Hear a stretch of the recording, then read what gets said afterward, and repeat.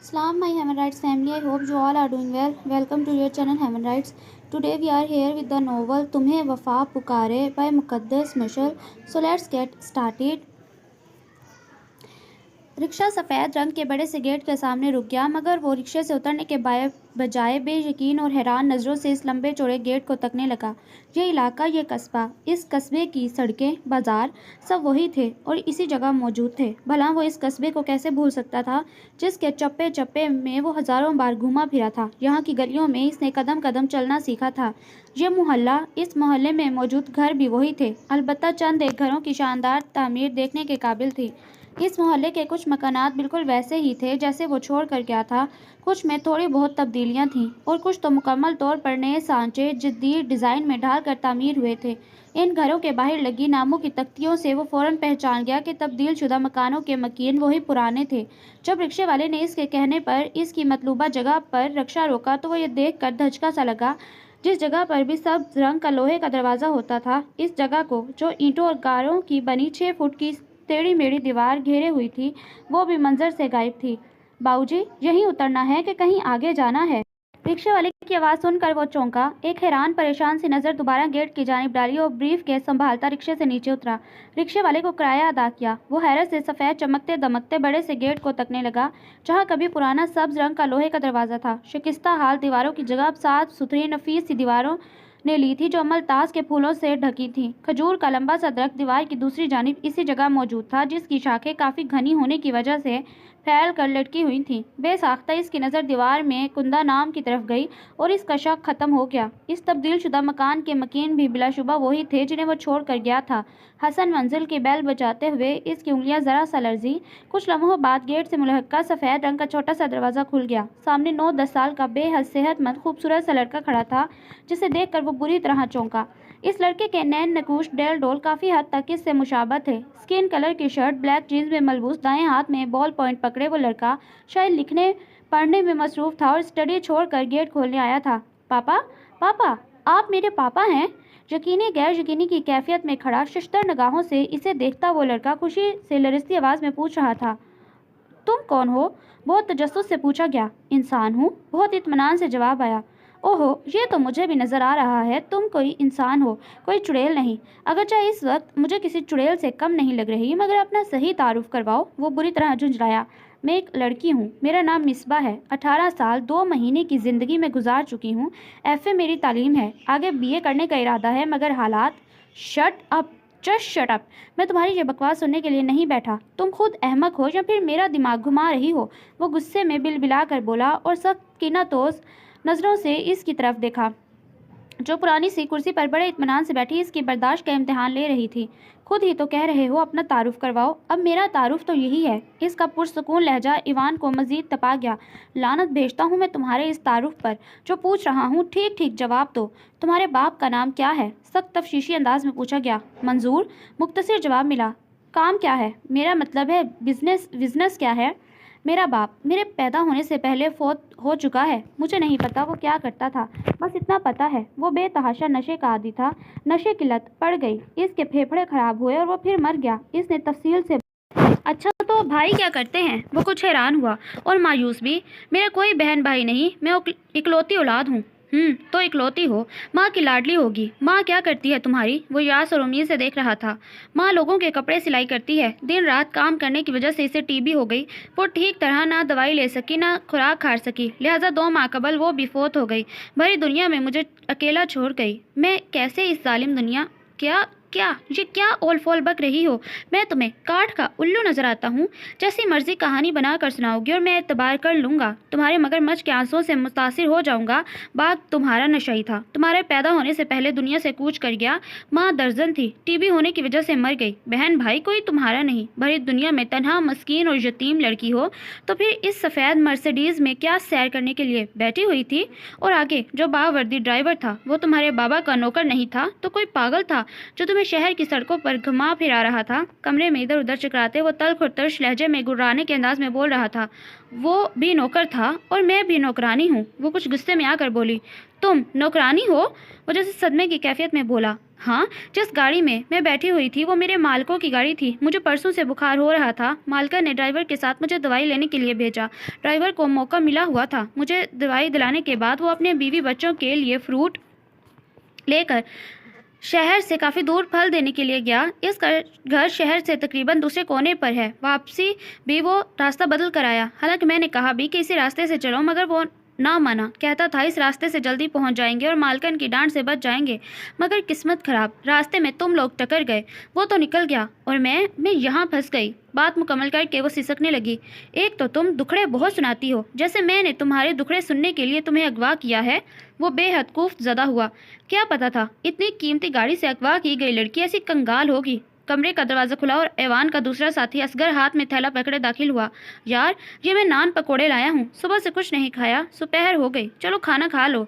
लकड़ी की छोटी सी मेज़ पर थैला रखते वो बेसब्रेपन से कह रहा था, तुम्हें खाने की सूझ रही है और मेरी सारी भूख उड़ गई।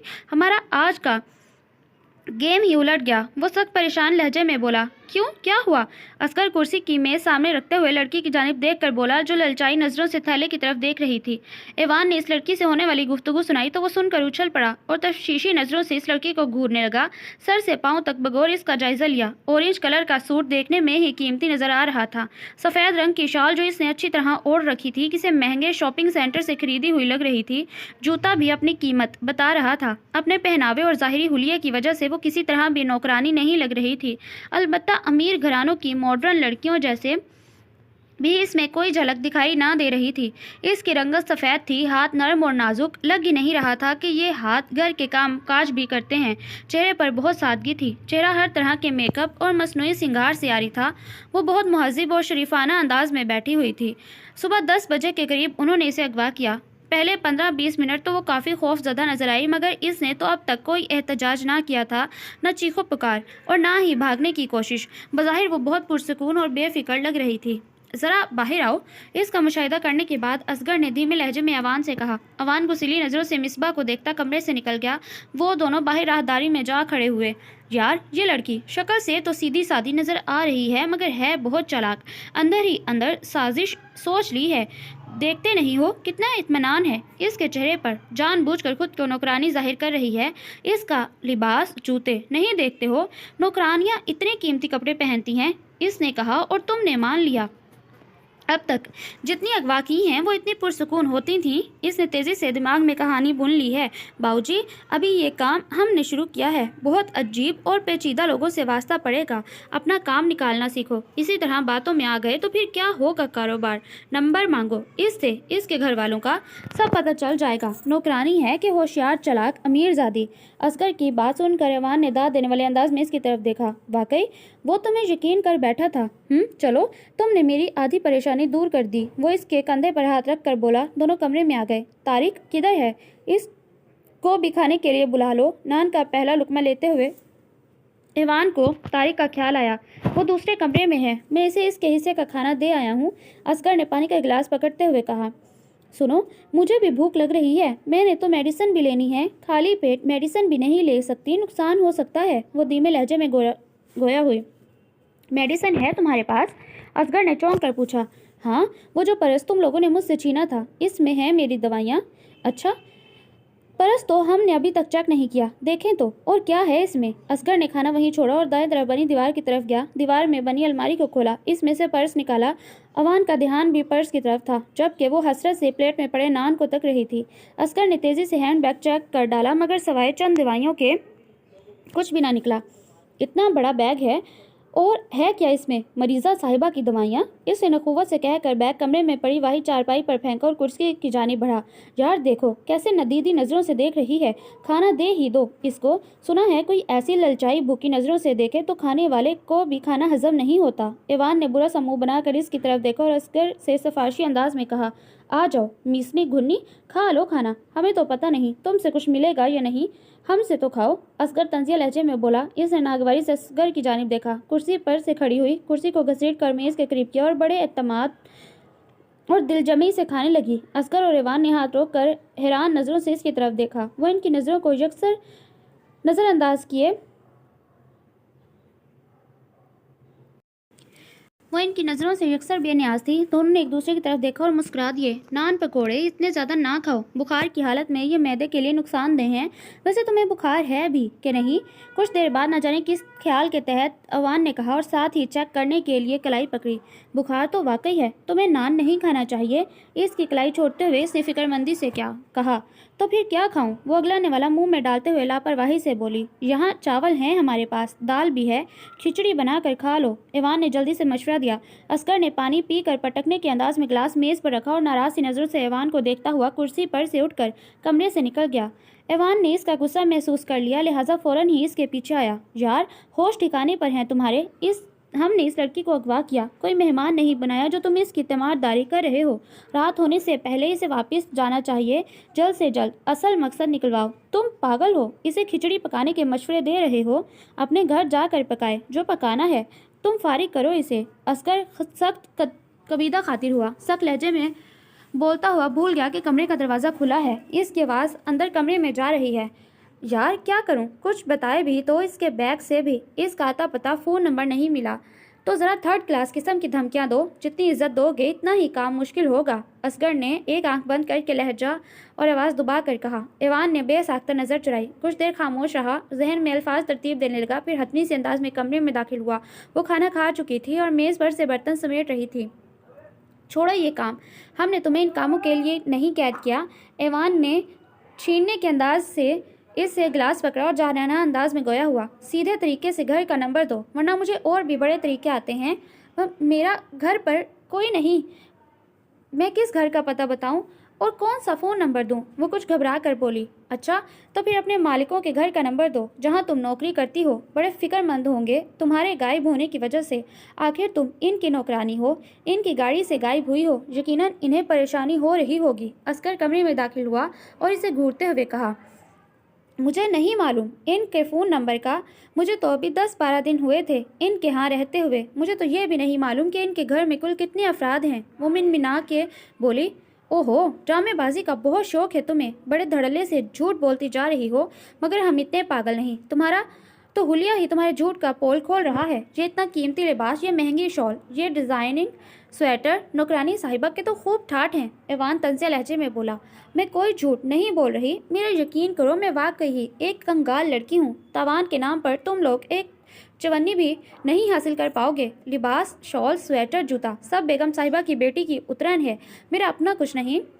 अगर तुम्हें यकीन नहीं आता तो चलो मेरे साथ। मेरे पास इनका फ़ोन नंबर तो नहीं, अलबत्ता इनका नाम पता बता सकती हूँ। बड़े साहब का नाम मुहय्युद्दीन है, बहुत बड़े इंडस्ट्रियलिस्ट हैं, डिफेंस में इनका घर है। बाकी रास्तों का तो मुझे अभी ठीक से नहीं पता। तुम मुझे डिफेंस ले चलो, घर में ढूंढ सकती हूँ। वाह, बहुत जहन चलता है तुम्हारा। हम सिर्फ इस बात की तस्दीक करने के लिए कि तुम नौकरानी हो तुम्हारे साथ चल दें।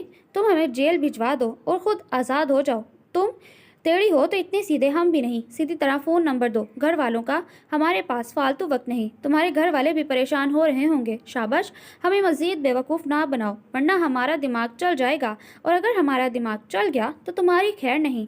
अभी हम बाइज़्ज़त तरीके से तुम्हारे साथ पेश आ रहे हैं, हमें और भी बड़े तरीके आते हैं। तुम्हारी इज़्ज़त तुम्हारे हाथ में है। सोचो, इज़्ज़त प्यारी है कि पैसा? पैसा तो आनी जानी चीज़ है, कभी इसके हाथ कभी उसके हाथ, मगर इज्जत। तुम काफ़ी समझदार नजर आती हो। असगर हाथ के इशारे से बात करता धमकी अमेज़ लहजे में बोला। ईवान कुर्सी के साथ पुष्ट टिकाए खुद गौर खोज से सबक मिसबा के तासुरात नोट कर रहा था। वो अंदर ही अंदर सहम रही थी, मगर अपने अंदर के खौफ पर काबू पाए खड़ी थी और ख़ुद को पुरएतमाद नडर जाहिर करने की कोशिश कर रही थी। बेध्यानी में वो निचला लब कुचल रही थी। असगर की बात सुनकर इसके चेहरे पर खौफ के साए बेसाख्ता फैले। मैं सच कहती हूँ, मेरे पास किसी का फ़ोन नंबर नहीं। मैं एक गरीब सी लड़की हूँ जिसके पास सबसे कीमती खजाना इज्जत है। मेरा तो कोई ऐसा सगा रिश्तेदार भी नहीं जिसको मैं मुश्किल के वक्त पुकार सकूं। यकीन मानो, मैं बहुत अकेली हूँ। अल्लाह के लिए तुम लोग मुझे जाने दो, मुझसे तुम्हें कोई फ़ायदा हासिल नहीं हो सकता। अलबत्ता मेरी इज्जत, मेरे किरदार पर हर्फ आ जाएगा। वो इल्तिजाइया अंदाज में आंसू आंखों में लिए इन्हें देख रही थी। इसके लहजे की सच्चाई थी शायद कि असबर भी चंद लम्हों के लिए खामोश। गरीब मस्कीन हो तो फिर इस शानदार गाड़ी में क्यों दरियाफ्त हुई? ये किस तरह के मालिक है तुम्हारे इतने सखी के ड्राइवर के साथ मर्सिडीज में बिठाकर डॉक्टर के पास भेजा? या हमारी ही किस्मत आज फूटी थी जो इतना बड़ा धोखा हुआ? सब किए किराए पर पानी, फिर क्या? सारी मेहनत बर्बाद हो गई, आज का दिन भी ज़ाया हुआ। ईवान झुंझला कर बोला। बड़ी बेगम साहिबा मेरे मामले में नरम दिल हैं जी, उन्होंने ही मुझे ड्राइवर के साथ भेजा। वो कितनी परेशान हो रही होंगी, अब ड्राइवर ने जाकर बताया ही होगा, वो हवाइयाँ उठते चेहरे के साथ बोली। दोनों ने एक दूसरे की तरफ देखा और फिर शिकस्ता से अंदाज में सर लटका कर चेयर पर बैठ गए। वो हसरत ज़दा नज़रों से दोनों को देख रही थी। चलो मान लेते हैं, तुम्हारी सारी बातों पर यकीन कर लेते हैं, अब तुम भी हमारी बात मान लो। अपने साहब जी का फ़ोन नंबर दो, तुम इनके घर की नौकरानी हो, लावारिस हो। बेगम साहिबा बहुत नरम दिल हैं तुम्हारे मामले में, वो लोग परेशान तो होंगे ही, फिर तुम इनकी गाड़ी से गायब हुई हो। अगर तुम वाकई ही अमीरजादी हुई तो हम 5-10 लाख से कम तावान ना लेते, मगर अब 1-2 लाख तो हमारा हक बनता है। आज का दिन हमने तुम पर ज़ाया करने के लिए इतनी मेहनत की, किसी को किडनैप करना कोई आसान काम नहीं। हम 5 लाख तावान मांगेंगे तुम्हारा, इससे कम पर भी छोड़ देंगे, मगर कुछ मिले तो सही। कोई नंबर, घर के फ़ोन का, किसी मोबाइल का नंबर बताओ, वो आगे, बाकी का काम हमारा। असगर का लहजा बिल्कुल कारोबारी था। ईवान भी इससे मुत्तफिक नजर आ रहा था। मिसबा अब तक के अरसे में पहली दफ़ा बेहद परेशानी का शिकार हुई, जो अब इसके चेहरे पर भी आया थी। मेरे पास किसी का नंबर नहीं, मैं तुम्हें कैसे फ़ोन नंबर दूँ? वो थके मांदे अंदाज में चेयर पर बैठ कर बोली। चलो जी, आज तो सारा काम उल्टा हो गया। बड़ा खुश हो रहे थे, आज मर्सिडीज़ में से अमीरजादी अगवा की है, 30-40 लाख का काम बन जाएगा। मगर यहाँ तो खोदा पहाड़ निकला चूहा वाला मामला हो गया। बैठ के रोते हैं इसकी गरीबी मस्कीनी को। ईवान ने हाथ झाड़ते कहा, क्यों रोते हैं इसकी गरीबी मस्कीनी को? इतनी ही मस्कीन होती तो करोड़ों की गाड़ी में ना बैठी होती। इतना बड़ा धोखा हम क्यों खाते? नौकरानी है या मीसरी घुटनी? चालाक अमीरजादी, कुछ ना कुछ तो बटोरना है, किसी न किसी का फ़ोन नंबर तो होगा, जानबूझकर नहीं बता रही।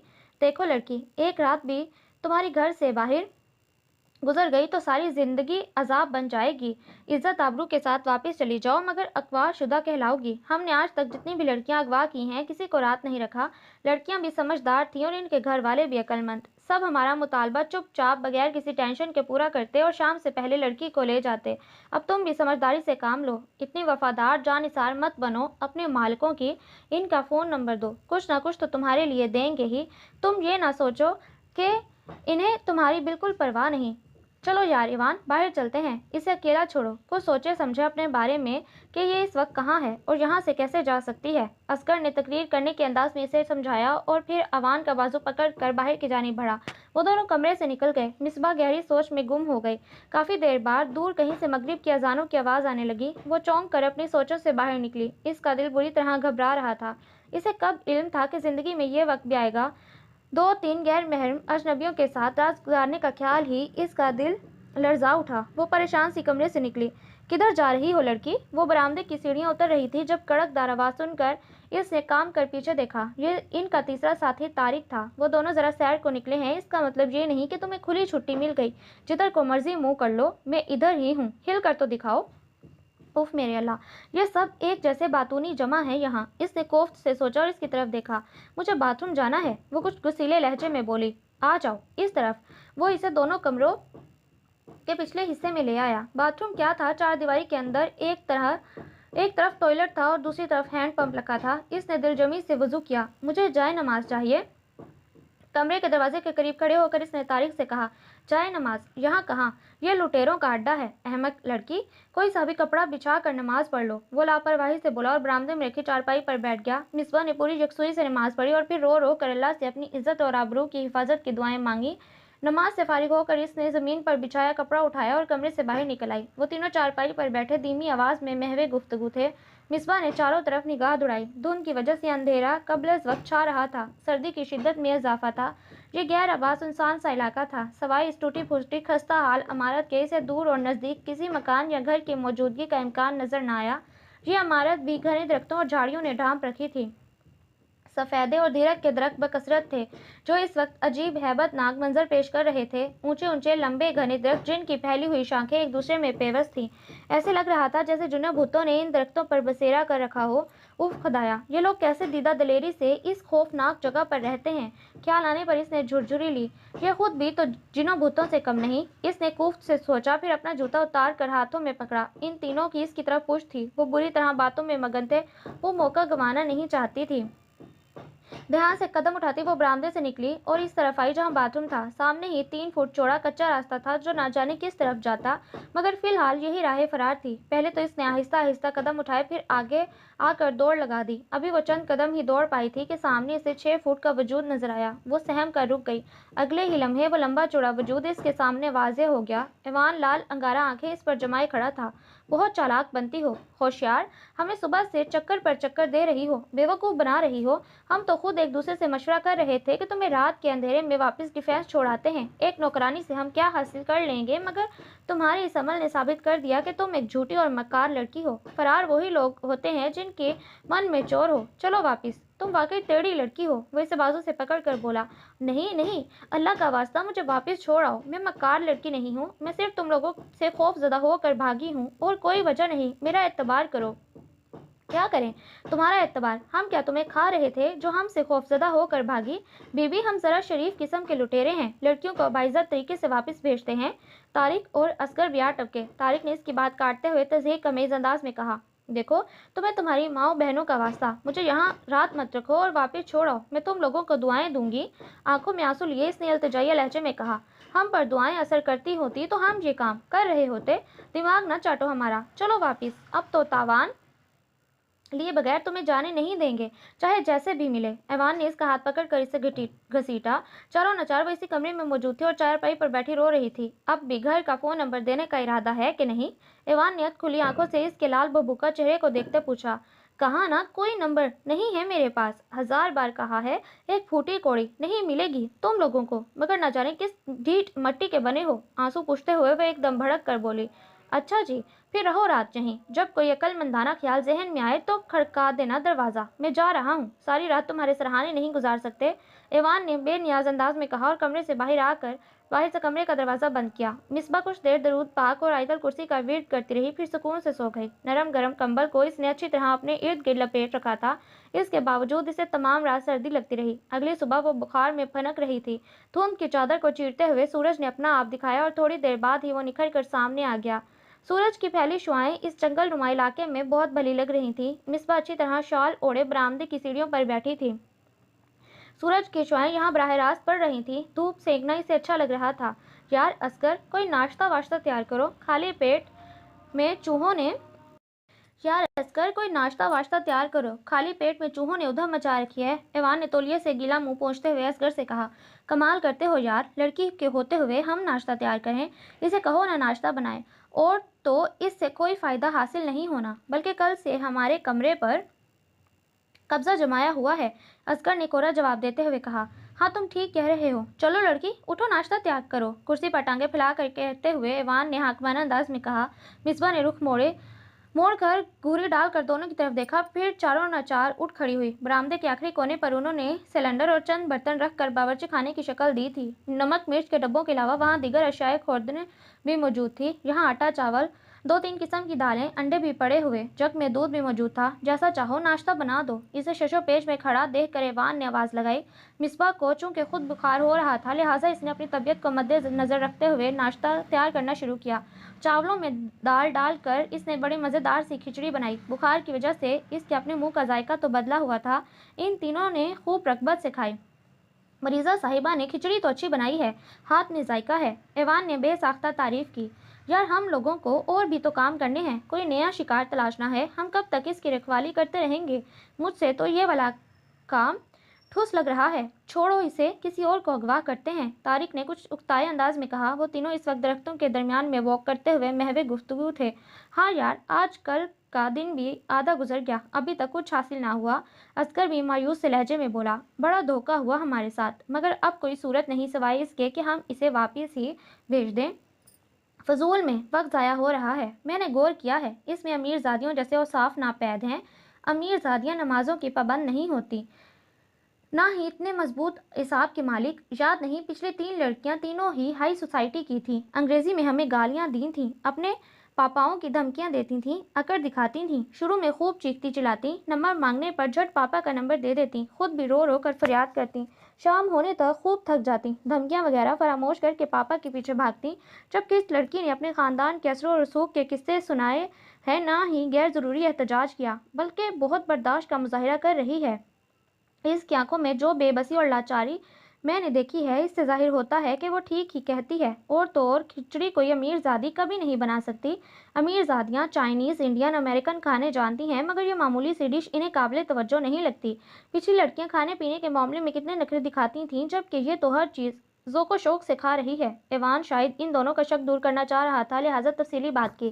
ٹھیک ہے یار، چھوڑ دیتے ہیں اس لڑکی کو، نماز کی پابند ہے، کہیں اس کی بد دعا نہ لگ جائے۔ ہمارے کاروبار کو ٹھیک ٹھاک کامیاب وارداتیں ہوئی ہیں اب تک، یہ کنگلی پتہ نہیں کیوں ٹکر گئی، منحوس کہیں کی۔ چلو اسے فارغ کرو، اصغر نے پان منہ میں رکھتے ہوئے کہا۔ چلو تم لوگ گاڑی نکالو، میں اسے لے کر آتا ہوں، ایوان نے کہا اور لمبے لمبے قدم اٹھاتا برآمدے کی طرف آیا۔ دو ستون سے ٹیک لگائے بیٹھی تھی، آنکھیں بند کیے نہ جانے کیا سوچ رہی تھی۔ چل اٹھ، تجھے چھوڑ آئیں، بڑی کر لی تمہاری مہمان نوازی۔ ایوان کی آواز سن کر اس نے پٹ سے آنکھیں کھولیں۔ کہاں؟ جہاں حکم کرتی ہو، اگر خود جا سکتی ہو تو ہم تمہیں شہر جانے والی سڑک تک چھوڑ جائیں گے، ایوان نے کمر پر ہاتھ جما کر کہا۔ مجھے کہیں نہیں جانا، یہیں رہنا ہے تم لوگوں کے پاس۔ ایوان کی آنکھوں میں آنکھیں ڈالے وہ پورے اعتماد لہجے میں بولی۔ کیا؟ ایوان کو جیسے 1000 وولٹ کا کرنٹ لگا تھا۔ مصباح پتر، ایک گلاس پانی کو تو دے مجھے۔ وہ باورچی خانے میں آٹا گوندھ رہی تھی جب سلائی مشین پر بیٹھی صابرہ نے کھانستے ہوئے کہا۔ مصباح نے آٹا درمیان میں چھوڑا، اسٹیل کا گلاس پکڑا اور باہر صحن میں لگے ہینڈ پمپ سے ماں کو پانی دیا۔ یہ کھانسی بھی جب شروع ہو جاتی ہے رکنے کا نام نہیں لیتی، صابرہ نے ایک گھونٹ پینے کے بعد پھر سے کھانستے کہا۔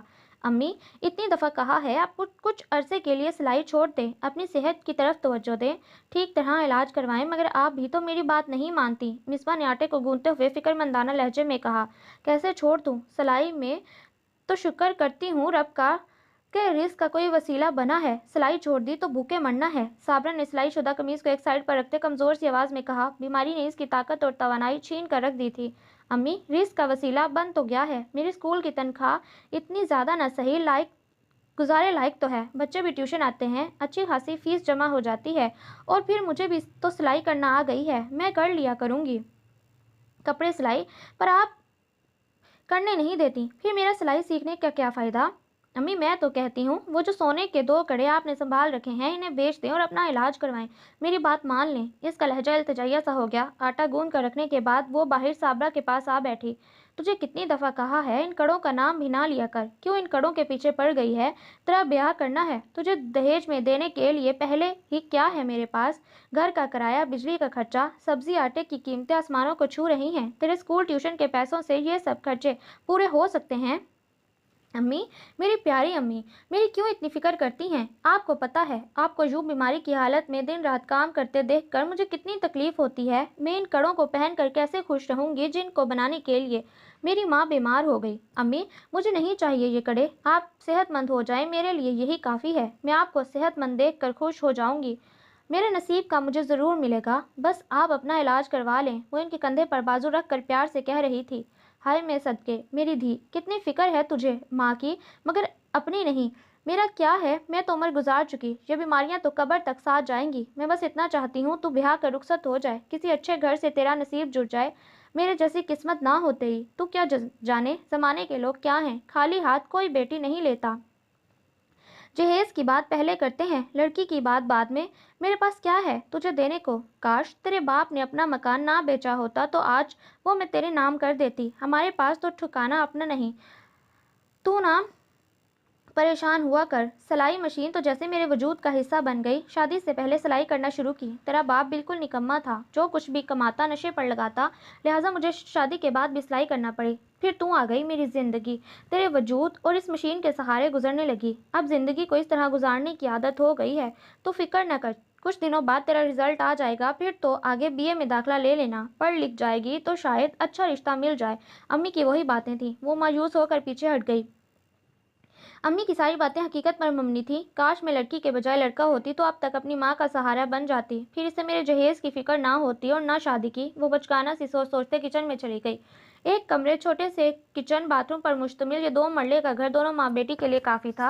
وہ پچھلے 5 سال سے اس کرائے کے گھر میں رہ رہی تھیں۔ صابرہ پورے گاؤں کی مشہور ترین درزن تھی، گاؤں بھر کے لوگ اسی سے سلائی کرواتے، جس کی وجہ سے ان ماں بیٹی کا گزر بسر اچھی طرح ہو رہا تھا۔ صابرہ غریب گھرانے کی لڑکی تھی، 10 بہن بھائیوں میں اس کا نمبر 5واں۔ تھا۔ صابرہ کی 7 بہنیں اور 2 بھائی تھے۔ صابرہ کے باپ نے جیسے تیسے 8 بیٹیوں کو پال تو دیا، مگر اس کی بیٹیاں بھی جوانی کی دہلیز پر قدم رکھتی کہ وہ جو رشتہ ہاتھ آتا ان کے فرض سے سبکدوش ہو جاتا۔ صابرہ کے ساتھ بھی یہی ہوا۔ ابھی اس نے 18ویں سن میں قدم رکھا ہی تھا کہ منظور کا رشتہ صابرہ کے لیے آیا۔ منظور کے ماں باپ فوت ہو چکے تھے۔ ایک چھوٹا بھائی انور تھا جو کہ شادی شدہ اور 3 بچوں کا باپ تھا۔ منظور جو کہ 33 سال کا ہو رہا تھا ابھی تک غیر شادی شدہ تھا۔ وجہ نشے کی لت، وہ بے حد نشے کا عادی تھا۔ اچانک انور کو اس کی شادی کا خیال آیا کہ ہو سکتا ہے شادی کے بعد ذمہ داری کا احساس ہو اور وہ نشہ چھوڑ دے۔ صابرہ کا باپ ایک تو غریبی کے ہاتھوں تنگ تھا، اوپر سے ڈھیر ساری بیٹیاں۔ اس نے بنا کسی تحقیق کے جھٹ رشتہ منظور کیا۔ صابرہ کی کچی عمر کے کچے خواب باپ کی دہلیز میں ہی رہ گئے۔ شادی کے بعد 5ویں دن ہی چھوٹی سی بات پر لڑائی بڑھی۔ منظور نے اسے جو مارا تو اس کے 14 تبق روشن ہو گئے۔ اسے احساس ہو گیا کہ اس کی آئندہ زندگی بہت تکلیف دہ اور پرمشقت ہوگی۔ منظور نشے کا عادی ہونے کے ساتھ ساتھ جوا کھیلتا، دیگر برے کاموں میں شریک تھا۔ کام کاج وہ کچھ نہ کرتا۔ اس کے خرچے کی ذمہ داری انور پر تھی۔ شادی کے بعد یہ ذمہ داری صابرہ پر آ پڑی۔ 10 مرلے کی جگہ میں اس سے 7 مرلے انور کے پاس تھے، جبکہ باقی میں دیوار کھڑی کر کے وہ حصہ صابرہ اور منظور کو دیا۔ باپ کی جائیداد بھی اس کی نااہلی کی وجہ سے غیر منصفانہ طریقے سے اس کے حصے میں آئی۔ ایک دن اسی طرح جوئے میں انور 50,000 روپے کی شرط ہار بیٹھا۔ باقی کا جو 3 مرلے کا مکان اس کے حصے میں تھا وہ بھی اس نے چھوٹے بھائی کو بیچ دیا۔ بھائی نے کچھ رحم دلی دکھائی اور تب تک انہیں وہاں رہنے کی اجازت دے دی جب تک نیا کرائے کا مکان تلاش نہ کر لیں، مگر اللہ کا کرنا ایسا ہوا کہ منظور کو اچانک ہسپتال داخل کرانا پڑا۔ تمام جمع پونجی اس کے علاج پر خرچ ہو گئی، مگر افاقہ نہ ہوا۔ اس کے پھیپھڑے بری طرح ناکارہ ہو چکے تھے۔ ابھی سال بھر بھی نہ ہوا تھا شادی کو کہ وہ صابرہ کو بھری جوانی میں بیوہ کر کے چل بسا۔ اس کے مرنے کے 2 ماہ بعد مصباح پیدا ہوئی۔ صابرہ کو زندگی گزارنے کا مقصد مل گیا۔ گوری گلابی سی مصباح اس کی مشابہت چرا لائی تھی۔ پہلے اس نے اس گھر میں کرایہ دے کر رہنا شروع کر دیا۔ کرائے کے علاوہ دیورانی کے ساتھ گھر کے کام کاج میں بھی ہاتھ بٹاتی، سارے گھر کے مفت کپڑے سلائی کرتی۔ پھر بھی اس کی حیثیت ان کے نزدیک تنکے کے برابر تھی۔ جیسے تیسے اس نے ان حالات میں 5 سال گزارے، مگر پھر صورتحال ناقابل برداشت ہونے لگی۔ اسے مصباح کی فکر ستاتی جو اسکول جانے لگی تھی مگر بہت زیادہ عدم توجہ کا شکار تھی۔ وہ نہیں چاہتی تھی کہ اس کی بیٹی کی قسمت اس جیسی ہو۔ پہلے تو اسے میکے جانے کا خیال آیا، مگر وہاں کیا رکھا تھا؟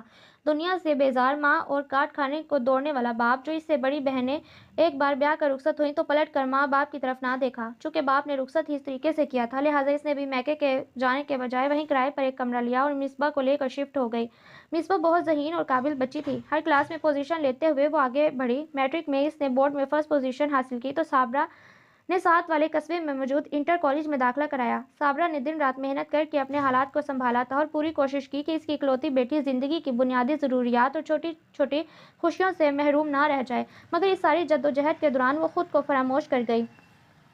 پہلے ٹائیفائڈ بخار نے حملہ کیا اور پھر ٹی بی نے اپنا رنگ دکھایا۔ اس کی سفید رنگت میں زردیاں تو بہت پہلے گھلنے لگی تھیں، مگر اب تو اس کا سارا وجود پلاہٹ کا شکار ہو گیا۔ بہت زیادہ بیمار ہو جاتی تو دوائی لے لیتی، ورنہ کوئی پرواہ نہ کرتی۔ البتہ مصباح حتی الامکان ان کا خیال رکھنے کی کوشش کرتی، روزانہ باقاعدگی سے انہیں دودھ دیتی، وقت پر کھانا تیار کر کے دیتی۔ وہ بھی سلائی سیکھ چکی تھی، لہٰذا وقت ملتے ہی ماں کو آرام کرنے کا کہتی اور خود کپڑے سلائی کرنے لگتی۔ ایف اے کے ایگزامز کے بعد اس نے گاؤں میں موجود ایک پرائیویٹ اسکول میں پڑھانا شروع کر دیا۔ محلے اور آس پڑوس کے بچے اس کے پاس ٹیوشن آنے لگے۔ وہ اپنی زندگی سے کسی حد تک مطمئن تھی۔ اس کی سب سے بڑی پریشانی ماں کی بیماری تھی۔ ایک دن اچانک ہوا چلنا شروع ہو گئی اور دیکھتے ہی دیکھتے آسمان پر بادل چھانے لگے۔ صابرہ کی طبیعت صبح سے ہی ناساز تھی۔ وہ اندر کمرے میں چارپائی پر لیٹی ہوئی تھی۔ مصباح مشین پر کپڑے سلائی کر رہی تھی، ساتھ ساتھ اماں کے پیر بھی دبا دیتی، کھانے پینے کو کچھ دے دیتی۔ موسم اچانک تبدیل ہوا۔ اس نے جلدی سے صحن میں پھیلی چیزیں سمیٹنا شروع کی، مشین اٹھا کر اندر کمرے میں رکھی، چھت پر سے کپڑے اتار کر لائی جو کہ سوکھنے کے لیے ڈالے تھے۔ اسی دوڑ بھاگ میں بارش شروع ہو گئی۔ سردی میں ایک دم اضافہ ہوا۔ کمرے میں آ کر اس نے ہیٹر آن کیا، پھر ماں کے لیے چائے بنانے کچن میں آئی۔ کچھ ہی دیر بعد دوبارہ کمرے میں آئی، ہاتھ میں چائے کا مگ پکڑے اماں کی ٹانگوں پر پہلے اچھی طرح کمبل اڑایا، پھر انہیں سہارا دے کر اٹھایا۔ چائے کا مگ انہیں دینے کے بعد وہ پھر سے مشین پر مصروف ہو گئی۔ آج اتوار تھا، نہ تو بچوں نے ٹیوشن آنا تھا اور نہ ہی اس نے اسکول جانا تھا، لہٰذا وہ زیادہ سے زیادہ سلائی کا کام ختم کرنا چاہ رہی تھی۔ مغرب سے کچھ دیر پہلے بارش تھم گئی۔ بادل پرزور طریقے سے برسا۔ آسمان اب شفاف تھا، نیلگوں نکھرا نکھرا۔ آسمان اندھیرا چھانے پر اور بھی بھلا لگ رہا تھا۔ بارش کا امکان اب نظر نہیں آ رہا تھا، مگر سردی میں اضافہ ہو گیا۔ بیرونی دروازے کو بند کر کے وہ کمرے میں آئی، مگر اندر کا منظر دیکھ کر اس کی چیخ نکل گئی۔ صابرہ خون کی الٹیاں کر رہی تھی۔ امی، امی، کیا ہو گیا آپ کو؟ یہ کیا ہو رہا ہے؟ ہائے میری امی، امی! اس کی پشت پر ہاتھ پھیرتے وہ بری طرح رو رہی تھی۔ सुरैया को बुलाओ। साबरा ने गहरी सांस लेते हुए अटक अटक कर कहा। मिसबा जल्दी से उठी और तकरीबन भागती हुई सहन में आई। दीवार पर चढ़कर इसने बुलंद आवाज में सुरैया खाला को पुकारा। वो इसकी आवाज़ और लहजा सुनकर घबरा गई, फौरन कमरे से निकली। क्या है मिसबा, क्यों रो रही हो बच्ची? वो फिक्रमंदी से बोली। खाला, मेरी अम्मी की तबीयत बहुत ख़राब है, प्लीज़ आप हमारे घर आएँ, इसने बददस्तूर रोते कहा। है अल्लाह खैर करे, इतनी अभी उम्र ही क्या है साबरा की? सुरैया खाला सीने पर हाथ रखते बोली, फिर तेज तेज कदम उठाती इनके घर आई। साबरा नीम बेहोशी की हालत में थी। सुरैया खाला ने अपने बेटे को बुलाया। आधे घंटे बाद वो सिविल हॉस्पिटल में मौजूद थे। साबरा को खून की ज़रूरत थी। इसका और मिसबा का ब्लड ग्रुप एक ही था। मिसबा ने अपना खून दिया। तमाम रात इसने दुआएं मांगते और रोते गुजारी। जब इंसान के दिल में कोई खदशा हो और वो घबरा कर रोना शुरू कर दे, इसे अपने आंसुओं पर काबू ही न रहे, आने वाली मुसीबत का खौफ इसे बुरी तरह रुलाए, तो समझ लो मुसीबत आकर ही रहेगी। लिहाजा कोशिश करो कि अपने आंसुओं पर काबू पाओ, अपने खौफ को दूर करो। हो सकता है मुसीबत टल जाए, और अगर खुदा न खास्ता मुसीबत फिर भी आ जाए तो समझो यही नसीब था। मुसीबत को बर्दाश्त करना, इस पर काबू पाना आसान होगा। कुछ अर्सा कबल साबरा के कहे हुए अल्फाज इसके जहन में आने लगे। इसने बहुत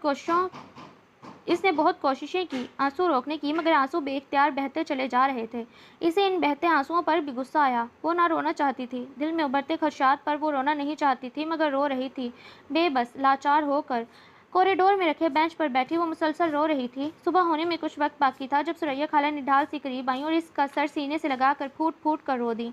इसके खदशात सही साबित हुए। इसके आंसू बिला वजह नहीं बह रहे थे, अनहोनी हो कर रही थी। इसकी माँ, इसके गमगुजार, इसकी दोस्त, इसकी खैर ख्वाह इस दुनिया से जा चुकी थी। वो कैसे यकीन करती? सदमे ने इसके हवास सल्ब कर दिए थे। ए चल उठ जा लड़की, कितने दिन चारपाई तोड़ती रहेगी? इसी तरह मुंह सर लपेटे पड़ी रहेगी तो बुखार कैसे उतरेगा? उठेगी, चले फिरेगी, जिस्म को हरकत देगी तो तबीयत संभलेगी। तू तो जैसे शौक से पड़ गई है बीमार। आज मेरे मैके से मेहमान आ रहे हैं, घर की सफाई में मेरा हाथ बटा, चल उठ। चाची की कड़कती आवाज़ इसके कानों में पड़ी तो वो उछल कर चारपाई से उठी। चाची दरवाजों के बीचों बीच खड़ी से नागवार नज़रों से देख रही थी। मिसबा ने इनके चेहरे से नजरें हटाकर अपना दुपट्टा अच्छी तरह ओढ़ा और दरवाजे के करीब आई। चाची एहसान करने के अंदाज में दरवाजे से हटी और वो धीरे धीरे कदम उठाती बाथरूम की तरफ आई। आज 5वां दिन था इसका चची के घर। अम्मा के 40वें तक वो इसी किराए के घर में रही। सुरैया खाला इसके साथ रही। सुरैया खाला भी कब तक इसके साथ रह सकती थी, सो दीगर हमसाइयों और खाला सुरैया के कहने पर वो चचा चची के साथ इनके घर आ गई।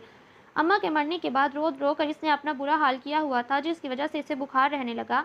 जिस दिन चचा चची से लेकर आए, इस दिन भी वो बुखार की हालत में थी। इस घर का सारा सामान चचा के घर शिफ्ट किया गया। तमाम चीज़ों की पैकिंग चची ने की। वो तकिए के सहारे लेटी चुपचाप सब देखती रही। चची के घर आने के बाद पहले 2 दिन तो चची ने खूब खातिर मदारत की, मगर वो जल्द ही अपने असली रूप रंग दिखाने लगी। मायने खेज बातों के जरिए इसे जताती कि वो इन पर इजाफी बोझ है। आज तो सुबह नाश्ता बनाकर देने से लेकर अब तक इसे कई बातें बता चुकी थीं। फिर आखिर इसने चारपाई छोड़ने का इरादा किया। ठीक कहती हैं चची, जब तक मैं खुद ठीक नहीं होना चाहूँगी, ठीक नहीं होंगी। मुझे इस माशरे में लोगों के साथ जिंदा रहने के लिए अपनी विल पावर से काम लेना होगा। सोचते हुए इसने बेसन पर हाथ मुँह धोया, फिर कपड़े बदलने की नीयत से कमरे में आई। अपना ट्रंक खोला। ये ट्रंक इसके घर से आया था, जिसमें इसके कपड़े होते थे। यूं ही कपड़े देखते हुए इसे कड़ों का ख्याल आया जो कि अम्मा ने इसी ट्रंक में कपड़े की पोटली में बांध कर रखे थे। इसने हर एक कपड़ा चेक कर डाला, सारा ट्रंक उलट दिया, मगर वो पोटली ना मिली। वो एकदम परेशान हो गई। फिर अपने घर का ख्याल आया। एक और संदूक देखा, बैग चेक किया, मगर कड़े ना मिले। वो हवास भागता कमरे से निकली। चची चची, बरामदे में आकर इसने पुकारा। हाँ हाँ, क्या हो गया? क्यों इतना घबराई हुई है? चची, वो ट्रंक में कड़े पड़े हुए थे, अब नहीं है। मैं कह रही थी कहीं आपने तो नहीं रख दिए? वो परेशानी में बोली। चची के चेहरे के तासुरात यकायक बदले। वो नरमी से गोया हुई। मिसबा पुत्र, वो कड़े तेरी माँ ने तेरे जहेज के लिए ही रखे थे ना, कि तेरी शादी पर काम आएंगे। अब हम तेरी शादी कर रहे हैं, जवान लड़की हो, मैं कब तक तुम्हें अपने घर में रखूंगी। सो मैंने तेरा रिश्ता तय कर दिया। तेरी शादी पर खर्चा भी तो आना है। इतना खर्चा हम कहाँ से करते? तेरे चाचे ने कड़े बेच दिए तेरी शादी के लिए। क्या? मिसबा के एसाब पर जैसे बम गिरा। मेरी शादी कड़े बेच दिए? चची, आप क्या कह रही हैं? मुझे कुछ समझ नहीं आ रहा। इसने सतून को पकड़ते इंतहाई दर्द अमेज लहजे में कहा। समझ नहीं आ रही? लो जी, खूब रही। भाई कह रही हूँ, जुम्मे को तुम्हारा निकाह पढ़वा रहे हैं, शादी के इंतजामात के लिए रकम चाहिए, इसलिए तुम्हारे कड़े बेच दिए। आज जो मेरे मैके वाले आ रहे हैं, इसी सिलसिले में आ रहे हैं। मेरे बड़े भाई से तुम्हारा निकाह होगा। भला सोचा है तुम्हारा? कैरों में कौन लेता है बेआसरा लड़की को? کوئی لے بھی لے تو جوتے برابر قدر نہیں ملتی، اس لیے میں نے اپنے بھائی کو رضامند کیا۔ چچی جیسے اپنا کارنامہ بیان کر رہی تھی۔ چچی کے بڑے بھائی کو وہ جانتی تھی، 3 بچوں کا نشئی باپ، بیوی اس کی فوت ہو چکی تھی، بے حد بگڑا ہوا۔ سگریٹ ہاتھ میں لیے لال آنکھوں سے جب گھورتا تو مصباح کو زہر لگتا۔ اف میرے خدا! اپنے چکراتے سر کو پکڑتے وہ وہیں ستون کے ساتھ ٹیک لگا کر بیٹھ گئی۔ کچھ دیر لگی اسے اپنے حواس کو کنٹرول کرنے اور بولنے کے لیے ہمت پیدا کرنے میں۔ چچی، مجھ سے پوچھے بغیر، میری رضامندی لیے بغیر آپ اتنا بڑا فیصلہ کیسے کر سکتی ہیں؟ میں کسی صورت بھی آپ کے بھائی سے شادی نہیں کر سکتی۔ آخر کیوں کر آپ نے یہ فیصلہ کیا؟ اس کے تلخ لہجے میں شکوہ کیا۔ آخر کیوں کر آپ نے یہ فیصلہ کیا؟ اس کے تلخ لہجے میں شکوہ تھا۔ ہائے ہائے، بخار چڑھا ہوا ہے، مت ماری گئی ہے، پھر بھی کیسے ٹر ٹر بول رہی ہے۔ اب تو اس سے پوچھ کہ تیری اجازت سے ہم شادی کریں گے۔ یہ اتنی کھلی چھوٹ تیری ماں نے دی ہوگی تجھے؟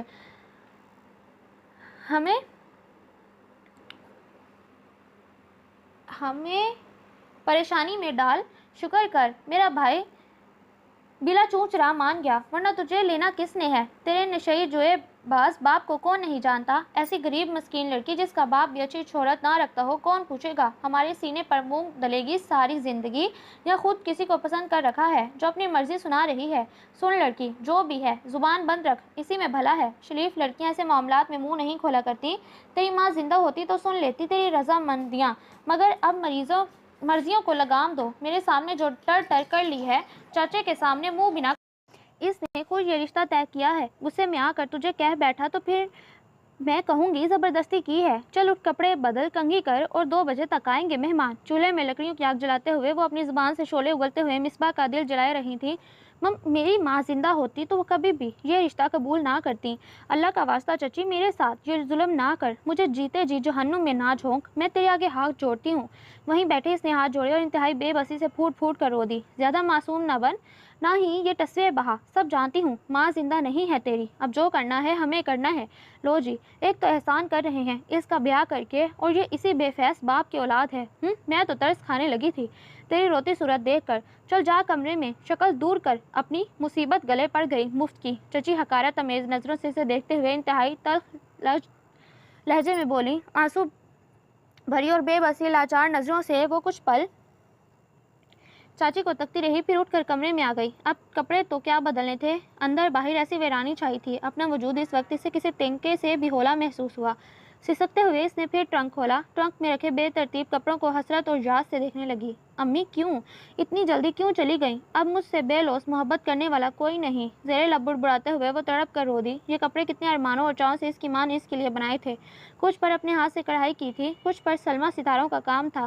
کڑے، اسے پھر سے کڑے یاد آئے۔ دن رات محنت کر کے پائی پائی جوڑ کر اس کی ماں نے اس کے لیے کڑے بنوائے تھے۔ اس کے 1000 بار کہنے پر بھی انہیں بیچنے کو تیار نہ ہوئی، اور چچی نے کتنی آسانی سے کہہ دیا کہ کڑے بک گئے۔ امی، میں کیسے اس دنیا میں رہوں گی؟ لوگ بہت ظالم ہیں۔ ایک ایک کڑے کو سینے سے لگاتے ہوئے وہ بلک بلک کر رو دی۔ شاید وہ ان کپڑوں سے اپنی ماں کے ہاتھوں کا لمس محسوس کرنا چاہ رہی تھی۔ 1:30 بجے جب چاچی کے میکے والے آئے، وہ رو رو کر ہلکان ہو چکی تھی۔ مسلسل رونے کے باعث اس کی آنکھیں سوجی ہوئی تھیں، آنکھوں کے اطراف میں سوزش ہونے لگی۔ چچی نے چاچے سے اچھی خاصی اسے ڈانٹ پڑوائی، لہٰذا چاروں ناچار اس نے کپڑے بدلے، بالوں کو سنوارا اور مہمانوں کے سامنے حاضر ہوئی۔ چچی کے بوڑھے ماں باپ، ایک بہن اور بھائی موجود تھے۔ ان کی آنکھوں اور باتوں سے ایسی خوشی جھلک رہی تھی جیسے مال غنیمت ہاتھ لگ گیا ہو۔ رات کا کھانا کھا کر مہمان رخصت ہوئے تو اس کی جان میں جان آئی۔ ساری رات جاگ کر سوچنے کے بعد صبح تک وہ فیصلہ کر چکی تھی۔ صبح اٹھ کر اس نے سب کے لیے ناشتہ بنایا، خود ناشتہ کرنے کے بعد سارے برتن اکٹھے کر کے دھوئے، کمرے اور برآمدے کی صفائی کی، وہ خود نہائی، گیلے بالوں میں کنگھی کر کے انہیں کیچڑ میں قید کیا، سلیقے سے سر پر چادر اوڑھی اور صحن میں چارپائی دھوتی چچی کے پاس آئی۔ چچی، امی، میں خالہ سریا کو کچھ پیسے ادھار دیے تھے، میں وہ لے آؤں جا کر، مجھے پیسوں کی ضرورت ہے۔ چچی نے برش روک کر چونک کر سر سے پاؤں تک اسے دیکھا۔ بہت دنوں بعد وہ نکھری نکھری سی لگ رہی تھی۔ یہ دل سے راضی ہو گئی، رشتے پر بڑا روپ آ گیا ہے ایک ہی دن میں۔ چچی اس کے مطمئن چہرے اور دھلے دھلائے روپ کو دیکھ کر یہی اندازہ لگا پائیں۔ میں خود جا کر لے آتی ہوں، تم نے ضرور جانا ہے، وہ تیور چڑھا کر بولی۔ چچی، وہ خالہ سریا سے ملے کافی دن ہو گئے اور وہ اماں کی بہن بھی بنی ہوئی تھی، میں کچھ دیر بیٹھ کر اماں کی باتیں یاد کر لوں گی۔ جانے دو نا چچی، اس نے ایسے التجائیہ انداز میں کہا کہ چچی کو ماننا ہی پڑا۔ آج چلی جا، روز روز نہیں جانے دوں گی، ننھے کو ساتھ لے جا اور جلدی آنے کی کوشش کرنا۔ اچھا چچی۔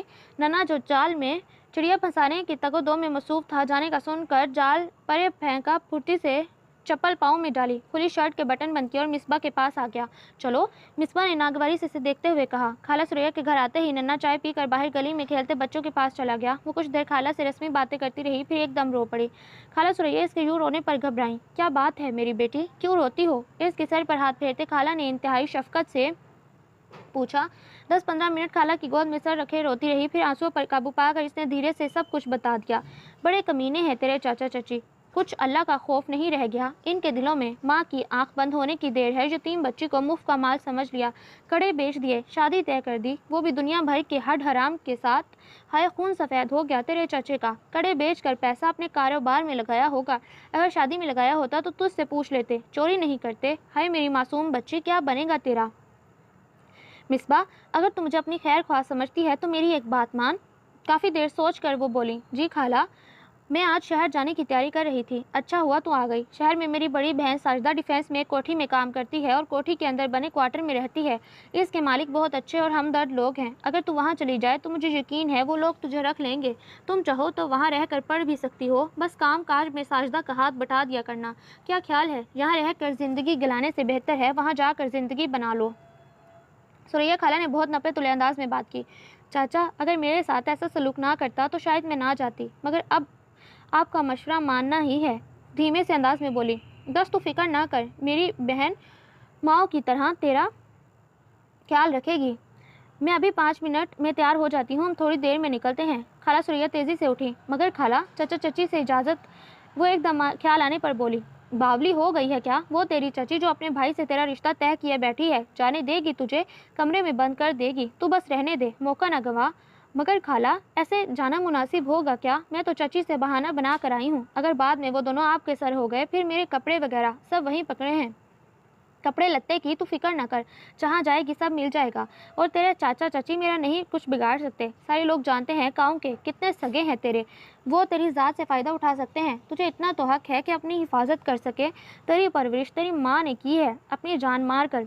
वो जिंदा होती तो क्या मजाल थी इनकी कि वो तेरी तरफ तेरी निगाह भी डालते।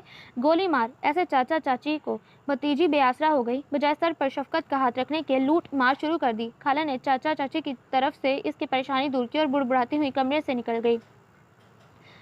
इसने बैरूनी दरवाजे का पट खोल कर गली में खेलते नन्हे को आवाज़ लगाई। नन्हे, तू घर चला जा, मैं शाम को आऊँगी। इसके करीब आने पर कहा, मगर अम्मा ने तो कहा था जल्दी आना। अगर शाम को जाना है तो मैं शाम तक इधर खेल लेता हूँ। नन्हे ने माँ का फरमान दोहराने के बाद बड़े सियानेपन से कहा। नहीं नहीं, तू घर जा, ऐसे ही चची परेशान होगी। तू घर जाके बता तो आ, ताकि इनकी तसल्ली हो जाए, फिर चाहे दोबारा आ जाना। वो इसे लालच देते हुए डपट कर बोली। अच्छा, मैं यूं गया और यूं आया, नन्हे ने चुटकी बजा कर कहा और दौड़ लगा दी। मिसबा आहिस्ता आहिस्ता कदम उठाती बरामदे में आई, बावर्ची खाने समेत तीनों कमरों में झांका। घर में सिवाय खाला के कोई न था। खाला, शमीम किधर है? वो वहीं शहर में अपनी खाला के पास गई है, इसी को तो लेने जाना है। खाला ने अलमारी बंद करते इतला दी। अच्छा चलो, मैं वहीं इससे मिल लूँगी। कंबल तय करने के बाद इसने चारपाई पर चादर बिछाना शुरू की। चल छोड़ ये काम, निकलने की कर। मिसबा ने झट से इनके हुक्म की पैरवी करके घर के दरवाजे को बाहर से ताला लगा कर खाला की चाबी पर्स में डाली। देख मेरी धी, परेशान ना होना और ये ना सोचना कि तुमने नामुनासिब काम किया। यहाँ तेरे चाचे ने ज़बरदस्ती तेरा ब्याह कर देना था, फिर सारी ज़िंदगी इस बुढ़े की खिदमत करते, इसके बच्चों को पालते गुजर जाती। इज्जत 2 कौड़ी की ना होती, सारी ज़िंदगी बर्बाद हो जानी थी। तेरी माँ को कितना शौक था, अरमान था, किसी अच्छे घर में तेरी शादी हो, तेरी ज़िंदगी संवर जाए। बस मेरी नज़रों के सामने तेरी माँ की हसरत ज़दा नज़रें घूम गईं। इंशाल्लाह रब तेरे लिए बेहतर करेगा। वो लोग गैर सही पर अच्छे हैं। जब तक तू इनके पास रहेगी आँच नहीं आने देंगे। तेज़ तेज़ चलते। खाला तेज़ लहजे में बोल रही थी। मिसबा सर झुकाए इनकी बातें सुन रही थी। खाला, वो मेरा FA का रिज़ल्ट आने वाला है। बस स्टॉप पर खड़े इसे याद आया, जब आएगा मैं कॉलेज से तेरा रिज़ल्ट कार्ड लेकर तुझे पहुंचा दूंगी। कल परसों तक सुना है इंटरनेट पर आ जाएगा। खाला ने इसकी फ़िक्र ख़त्म करते इसे मालूमात दी। इसी वक्त बस आन रुकी। वो दोनों बस में सवार हो गईं। खाला सुरैया की बात सच साबित हुई। वो लोग गैर तो थे मगर मेहरबान और खुश मिजाज। महजुद्दीन के 2 बेटे थे जो शादीशुदा थे और अपने अपने घरों में खुशहाल ज़िंदगी बसर कर रहे थे। बेटियां दोनों बेटों से छोटी और ज़ेरे तालीम थी। साइमा MPhil कर रही थी जबकि नाइमा मेडिकल के 3rd ईयर में थी। साइमा संजीदा और लिया मिजाज की हामिल थी जबकि नाइमा हंसमुख और बातूनी। थोड़े ही दिनों में वो मिसबा के साथ बेतकल्लुफ़ हो गई। महजुद्दीन की अहलिया फरजाना बेगम बहुत शफीक और मेहरबान तबीयत की हामिल थी। इनकी ज़्यादातर मसरूफियात सोशल एक्टिविटीज़ में गुजरती। उन्होंने मिसबा का क्वार्टर में रहना पसंद न किया और हमीदा के साथ एनेक्सी में रहने की इजाज़त दे दी। नईमा ने अपने कपड़े, जूते, स्वेटर और दीगर इस्तेमाल की अशिया मिसबा को दी, जो इसने बखुशी रख ली। इस वक्त बेसरो-सामानी के हालात में ये सब इसके लिए गनीमत था, वरना इसे याद था बचपन से लेकर आज तक अम्मा ने इसे किसी की उतरन ना पहनाई, कम और सस्ते कपड़े ले देती, लेकिन हमेशा खुद से लेकर देती। मगर यहाँ सब के रवैये में झलकती अपनायत ने इसके एहसास खुददारी को ठेस ना पहुँचाई, लिहाजा वो मुतमईन थी। वो काफ़ी हद तक खुद को घर के कामों में मसरूफ़ रखती। सुबह का नाश्ता तैयार करने में हमीदा की मदद करती। मौसम में एकदम शदीद तब्दीली आई। सर्दी की शिद्दत में ज़बरदस्त इजाफा हुआ। इस दिन इसे सुबह से छींकें आना शुरू हो गई। रात को बर्तन धोने के बाद वो एनेक्सी में आई और फ़ौरन ही कंबल में घिस गई। सुबह तक वो बुखार में फनक रही थी। फरजाना बेगम को पता चला तो खुद इसके पास आई। खैरियत बेटा, ये इतना बुखार क्यों चढ़ा लिया? इसके माथे पर हाथ रखते पूछा। बस आंटी जी, अचानक ही बुखार हो गया। ख्याल रखना था ना अपना, क्यों बुखार को आने दिया? मैं हमीदा से कहती हूँ तुम्हें नाश्ता दे, इसके बाद ड्राइवर के साथ गाड़ी में जाओ और अपनी दवाई ले आओ। लड़कियाँ एक्टिव और सेहतमंद अच्छी लगती हैं, ऐसे बेड पर पड़ी अजीब लगती हैं। अपना ख्याल रखा करो, टेंशन किसी बात की नहीं लेनी। ओके, मैं चलती हूँ। वो ड्राइवर से कहती हूँ तुम्हें डॉक्टर के पास ले जाए। उन्होंने खड़े खड़े हदायत दी और फिर बावकार कदम उठाती कमरे से निकल गई। मिसबा ने पूरी तरह इनकी हदायत पर अमल किया। ये तुम किधर जा रहे हो? क्लिनिक से निकलने के बाद जब ड्राइवर ने घर के रास्ते के बजाय दूसरे रास्ते पर गाड़ी को डाला तो हैरान होकर पूछा। यहाँ से मैंने कुछ फ्रूट लेने हैं और अपने बीवी बच्चों को देकर आने हैं। आज मेरी बीवी के मैके वालों ने आना है। सवेरे घर से निकलते हुए उसने मुझे पक्का किया था कि फल ज़रूर लेता हूँ। मैंने सोचा अब ड्यूटी के साथ साथ ये काम भी निपटा लूँ। शहर के दूसरे कोने पर मेरा घर है, रिक्शे या साइकिल पर आता तो काफ़ी वक्त लगता।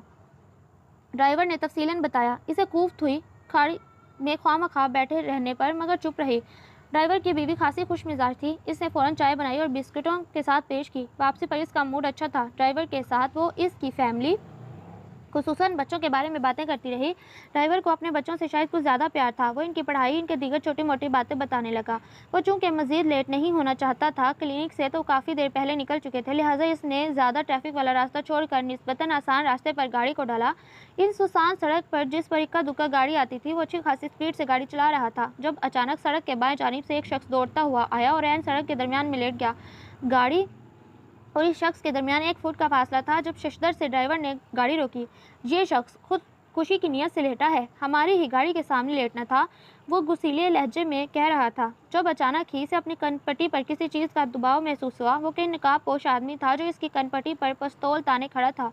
ड्राइवर बुरी तरह सहम गया। इसी आदमी के कहने पर इसने गाड़ी का पिछला दरवाज़ा खोला। वो तीसरा आदमी न जाने किस सिम से नमूदार हुआ।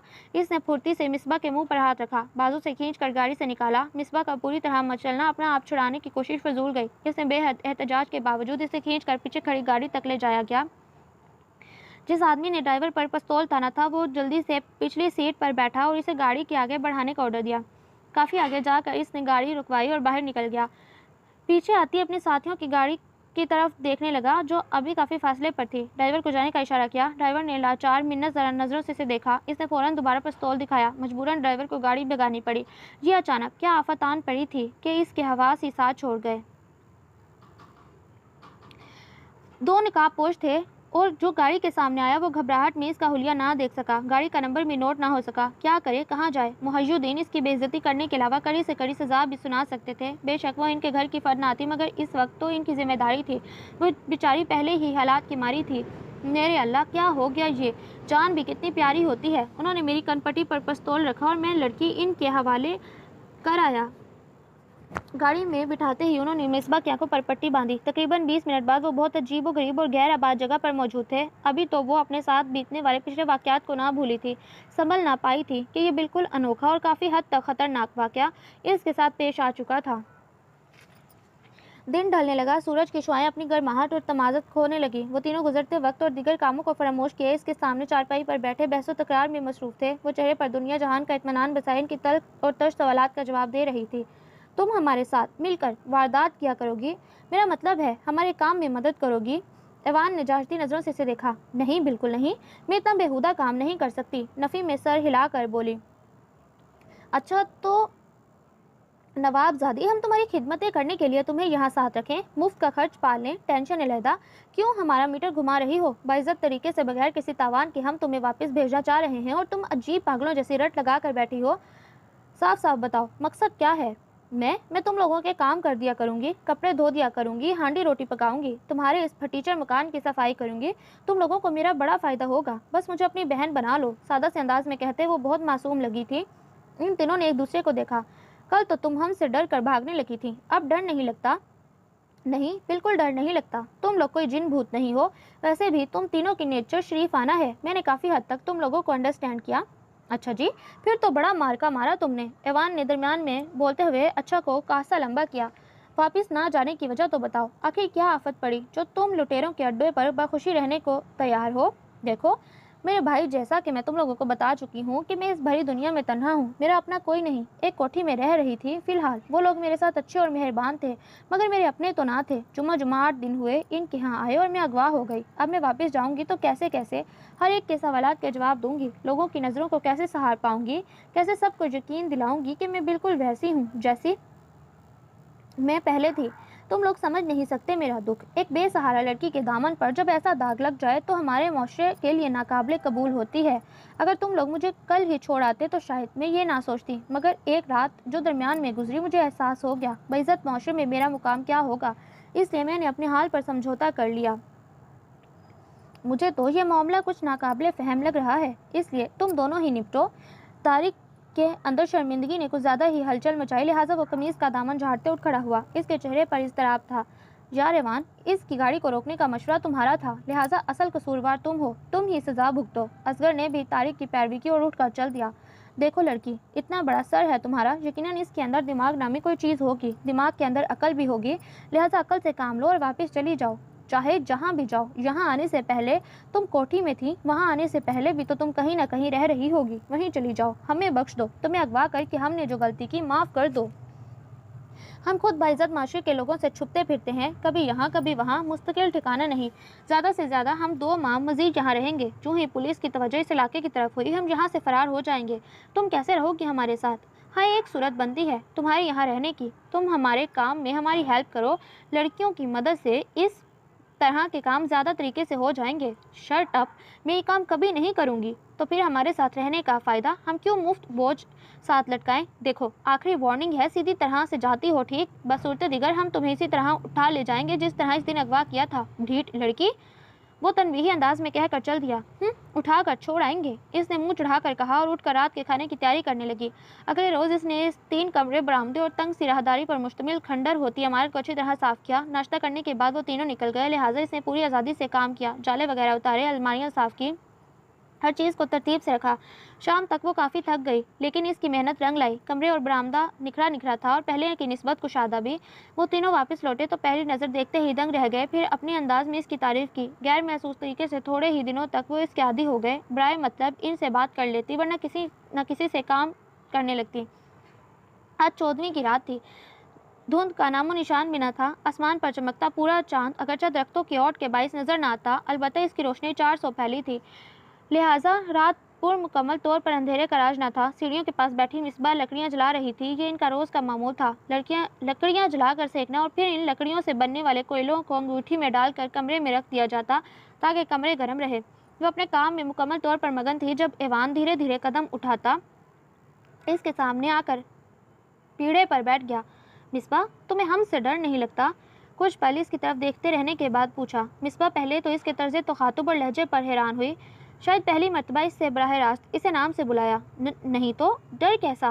तुम लोग भी इंसान हो, कोई जिन भूत या देव मलाई किस्म की मखलूक तो नहीं। फिर भी हम मर्द हैं, तुम्हारे लिए कतई अजनबी और गैर महरम, और फिर ये जगह वीरान। मर्द हो तो क्या करूं? हर जगह मर्द होते हैं, ऐसे ही बिला वजह मुझे डराओ नहीं। माथे पर तेवड़ी चढ़ा कर बोली। मुझे क्या ज़रूरत पड़ी है तुम्हें डराने की? हमें तो फ़ायदा ही है तुम्हारा। इतने मज़े मज़े के खाने पकाती हो, कपड़े बर्तन धोती हो, सफाई करती हो, भाई मुफ्त में नौकरानी मिल गई, और क्या चाहिए? वो भी बहादुर। बेठिकाना लोगों को हालात और वाक़यात बहादुर बना देते हैं। आग के शोरों को घूरते मिसबा ने इसकी बात काटी। वो चुपचाप देखने लगा। सुनो, मौसम बदल रहा है, बारिशों का मौसम आ गया है, सर्दी में इजाफा है। इन हालात में हम लोग जहाँ नहीं रह सकते। हम तीनों कुछ दिनों के लिए अपने अपने घरों को जा रहे हैं। तुम कहाँ जाओगी? वो धीमे लहजे में बोला। तुम लोगों के घर हैं? हाँ, हमारे घर हैं, इसमें हैरानी की कौन सी बात है? तुम खुद ही तो कहते थे हम बेठिकाना हैं, वगैरह वगैरह। चलो जो भी है, मैं भी तुम्हारे साथ तुम्हारे घर चली जाऊंगी। वो कमाल इत्मीनान से बोली।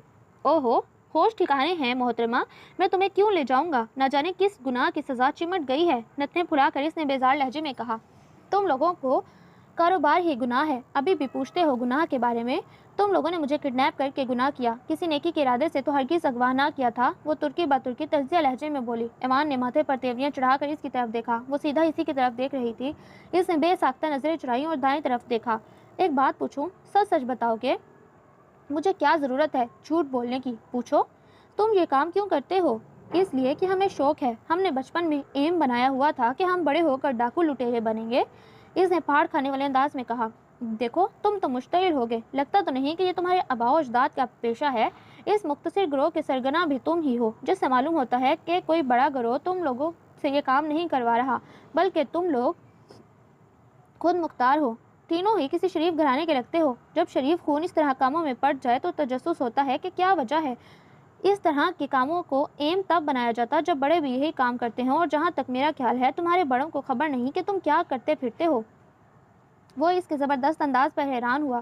تمہیں کیسے خبر کہ ہمارا تعلق شریف گھرانوں سے ہے؟ تم لوگوں کے رویے انداز بتاتے ہیں۔ ویسے بھی اکثر آپس میں باتیں کرتے ہوئے تم لوگ ایسی باتیں کر جاتے ہو جس سے اندازہ ہوتا ہے تمہارا ضمیر اس کام پر خوش نہیں۔ وہ بہت پرسکون انداز میں بات کر رہی تھی۔ تمہیں کیوں تجسس ہو رہا ہے؟ ہم کیوں یہ کام کرتے ہیں؟ تمہیں اس سے مطلب نہیں ہونا چاہیے۔ میرا باتیں کرنے کا موڈ ہو رہا ہے تو سوچا تم سے یہ ہی پوچھ لیا جائے۔ کیا تم مجھے نہیں بتا سکتے پہلی دفعہ اس طرح کا خیال تمہارے ذہن میں کیسے آیا؟ پلیز مجھ سے شیئر کرو، مجھے یہ جاننا اچھا لگے گا۔ میرا تعلق واقعی ایک شریف مگر غریب گھرانے سے ہے۔ میرا باپ ایک مزدور تھا اور ماں درجن۔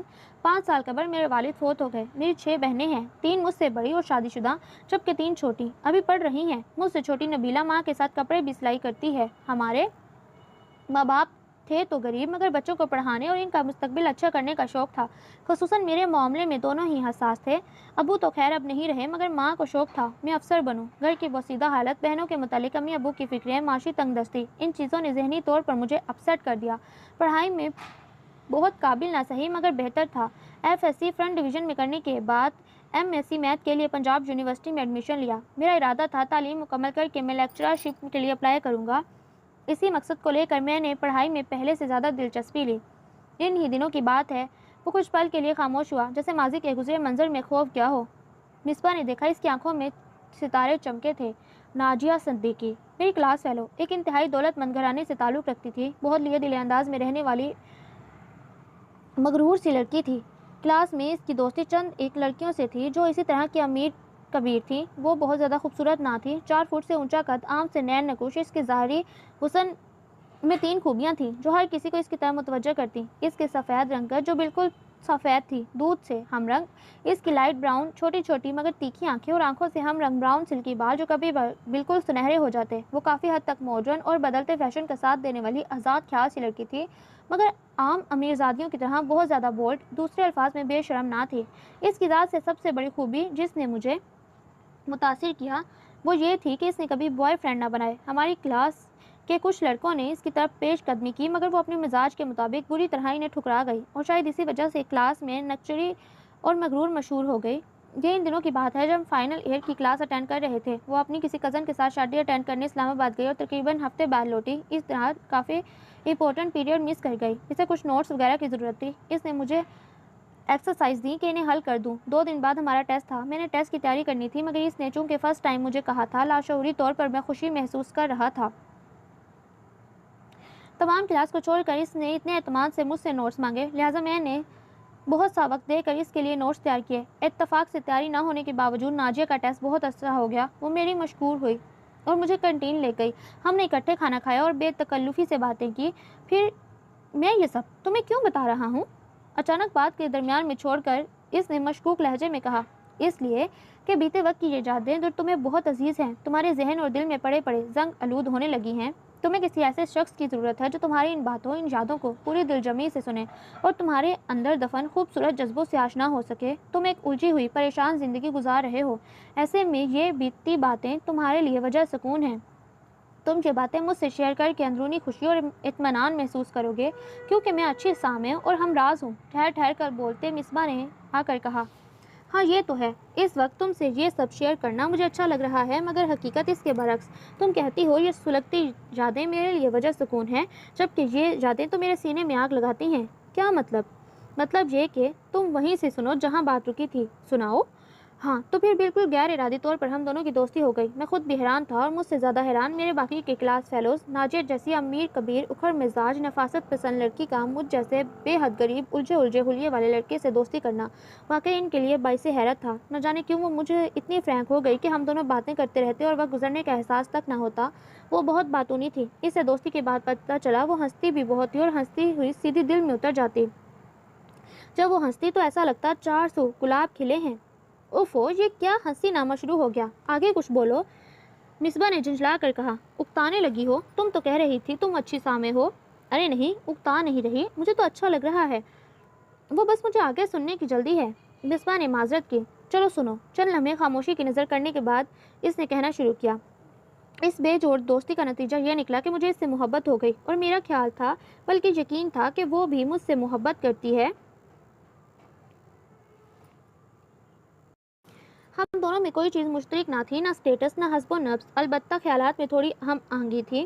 ہم دونوں ایک دوسرے سے محبت کرتے، اور اس بے جوڑ تعلق کی وجہ سے اسے محبت ہو سکتی ہے۔ اور پھر ناجیہ کا رویہ، وہ ایک دم ہی میرے بارے میں بہت کانشیس ہو گئی، میرے منع کرنے کے باوجود قیمتی تحائف دیتی، جن میں dresses, perfume, pen, wrist watch وغیرہ شامل تھے۔ میں اس قابل نہ تھا کہ اس معیار کے مطابق کوئی گفٹ لیتا۔ میری بہن نے ایک بہت خوبصورت پرندہ بنایا، وہ پرندہ میں نے اسے گفٹ کیا۔ وہ اتنی خوش ہوئی کہ میں حیران رہ گیا۔ اس سے کبھی پرندہ نہ پہنا، مگر وہ پرندہ اس نے یونیورسٹی میں ہونے والی ایک پارٹی میں پہنا۔ تب مجھے یقین ہو گیا کہ وہ مجھ سے اتنی گہری محبت کرتی ہے جتنی میں اس سے کرتا ہوں۔ ہمارے درمیان محبت موضوع پر ابھی تک کوئی بات نہ ہوئی۔ میری خاموش محبت کہاں تک پہنچ گئی مجھے خود خبر نہ تھی۔ پھر ایک دن یوں ہی باتیں کرتے بالکل بے دہانی میں نے کہہ دیا، ناجیہ، شادی کے بعد تم میرے ساتھ، میرے گھر، میرے ماحول میں ایڈجسٹ ہو جاؤ گی، اور یوں ہی خوش رہو گی۔ واٹ؟ کیا مطلب ہے تمہارا؟ وہ بری طرح حیران ہوئی۔ کیا تم سمجھی نہیں؟ جو میں سمجھی ہوں وہ میں سمجھنا نہیں چاہ رہی۔ کیا سمجھنا نہیں چاہ رہی؟ یہی کہ ہم دونوں ایک دوسرے سے محبت کرتے ہیں، اور مستقبل میں شادی بھی کریں گے۔ میں نے بھی سوچا آج معاملہ آر یا پار ہو جائے۔ وٹ دا نان سینس، ربش! بس یہی خرابی ہے تم لڑکوں کی۔ کوئی لڑکی ذرا سی لفٹ کرا دے، ہنس کر بات کر لے، آگے کی سوچنے لگتے ہو۔ لڑکیوں سے فلرٹ کرنا، افیئر چلانا، دوستی کو غلط رنگ دینا فطرت میں شامل ہے۔ یہ سب نہیں تو محبت اور شادی کا راگ لاپنے لگتے ہو۔ یہ سب سوچنے سے پہلے تم نے میری اور اپنی حیثیت دیکھی؟ تم سے بہتر حالت تو ہمارے نوکر کی ہے، اوان حسن۔ اس کی باتیں سن کر مجھے ایسا لگا جیسے میں آسمان سے زمین پر گر پڑا۔ کیا صرف میں بہت آگے کی سوچ رہا تھا؟ میں تمہیں صرف دوست سمجھتی تھی۔ تم سے دوستی بھی صرف تمہیں آزمانے کے لیے کی۔ مجھے کئی لڑکوں نے دوستی کی آفر کی، مگر میں نے ٹھکرا دی، کیونکہ میں اپنے کردار کو داغدار نہ کرنا چاہتی تھی۔ ایک دن ایسے ہی مذاق میں میری دوستیں کہنے لگی، کسی لڑکے اور لڑکی کے درمیان دوستی ہو سکتی ہے، ایسی دوستی جو افیئر یا فلرٹ کا سبب نہ بنے، جس میں کوئی دوسرا تعلق نہ ہو۔ میں نے یوں ہی کہہ دیا ہاں، اور میری دوستوں نے مجھے چیلنج دیا۔ پوری کلاس میں صرف تم ہی اس قابل لگے۔ تم بظاہر سلجھے ہوئے اور کافی سنجیدہ قسم کی شخصیت لگے، پڑھائی میں بھی اچھی خاصی پوزیشن تھی تمہاری، لہٰذا براہ راست تمہاری طرف دوستی کا ہاتھ بڑھانے کے بجائے میں نے مختلف طریقوں سے دوستی کی، کبھی نوٹس کے تبادلے کیے تو کبھی بحث و مباحث میں پڑھ کر بلا واسطہ طریقے سے۔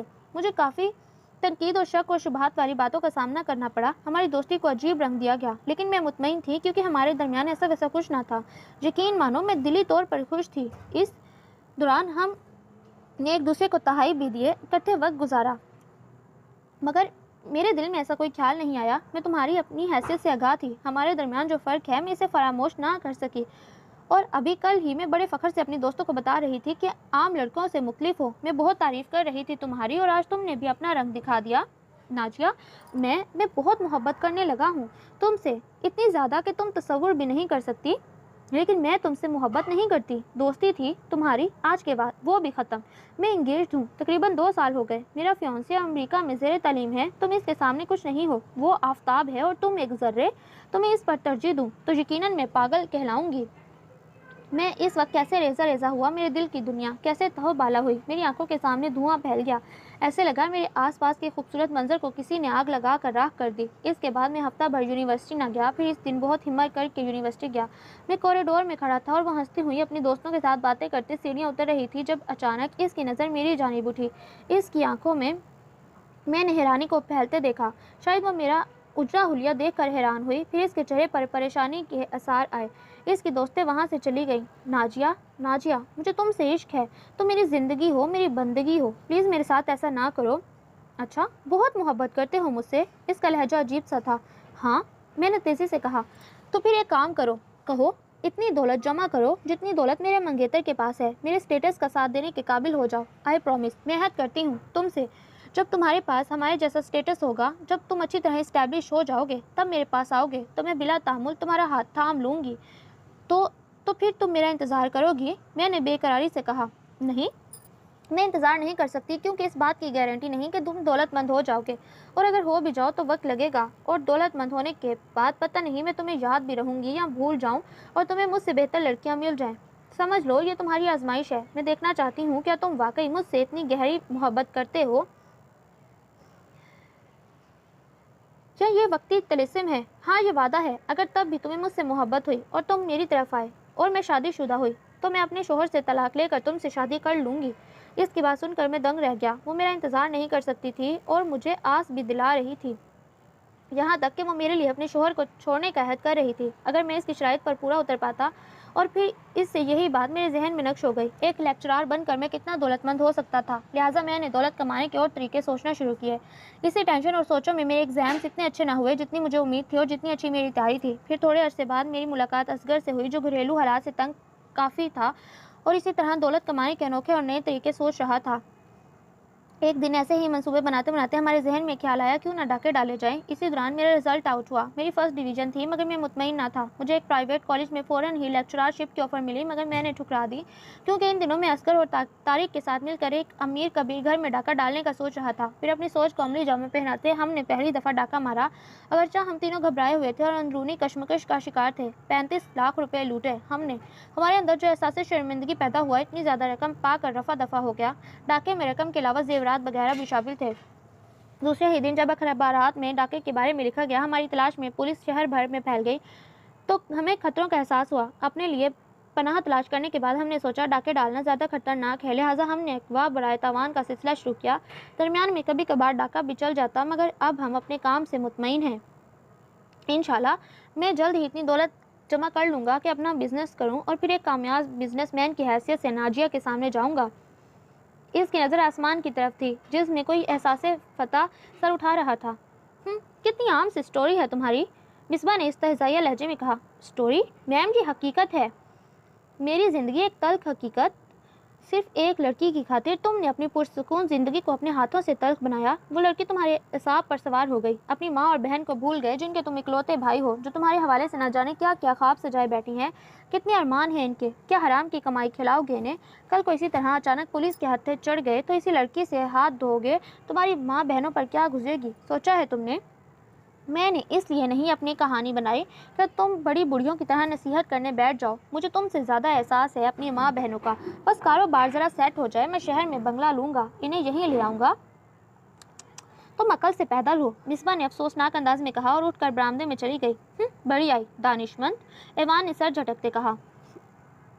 دیکھو، اب میں تمہیں اپنے گھر لے جا رہا ہوں تو تمہیں میری ہر بات ماننی ہوگی۔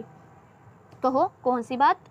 پہلی بات یہ کہ تم نے ہمارے کاروبار کے متعلق میری اماں کو کچھ نہیں بتانا، اور پھر تمہارے متعلق یہ کہوں گا کہ تم سڑک پر روتی دھوتی ملی، لہٰذا تم پر ترس کھا کر اپنے ساتھ لے آیا۔ آگے جو کہانی تم بنا سکتی ہو بنا لو، ٹھیک ہے؟ ایسے ہی میں کہہ دوں گی۔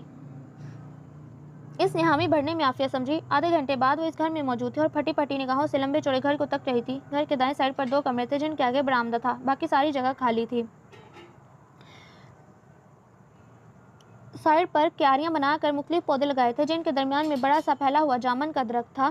ارے آ جاؤ، یہیں کھڑی رہو گی؟ ایوان نے برآمدے میں پہنچ کر پیچھے دیکھا تو وہیں کھڑے دیکھ کر رک گیا۔ ارے بھیا آئے ہیں، ایوان کی بہن کمرے سے نکلی اور اسے دیکھتے ہی خوشی سے بولی۔ ایوان نے اس کے سر پر ہاتھ پھیرا۔ مصباح کو دیکھ کر وہ پہلے حیران ہوئی، پھر مسکراتی ہوئی اس کی جانب آئی۔ اسی لمحے ایوان کی ماں اور باقی بہنیں کمرے سے آئیں۔ ایوان سے ملنے کے بعد وہ متجسس نظروں سے اس کی طرف دیکھنے لگی، جبکہ وہ ساکت نظروں سے ایوان کی ماں کے چہرے کو دیکھ رہی تھی۔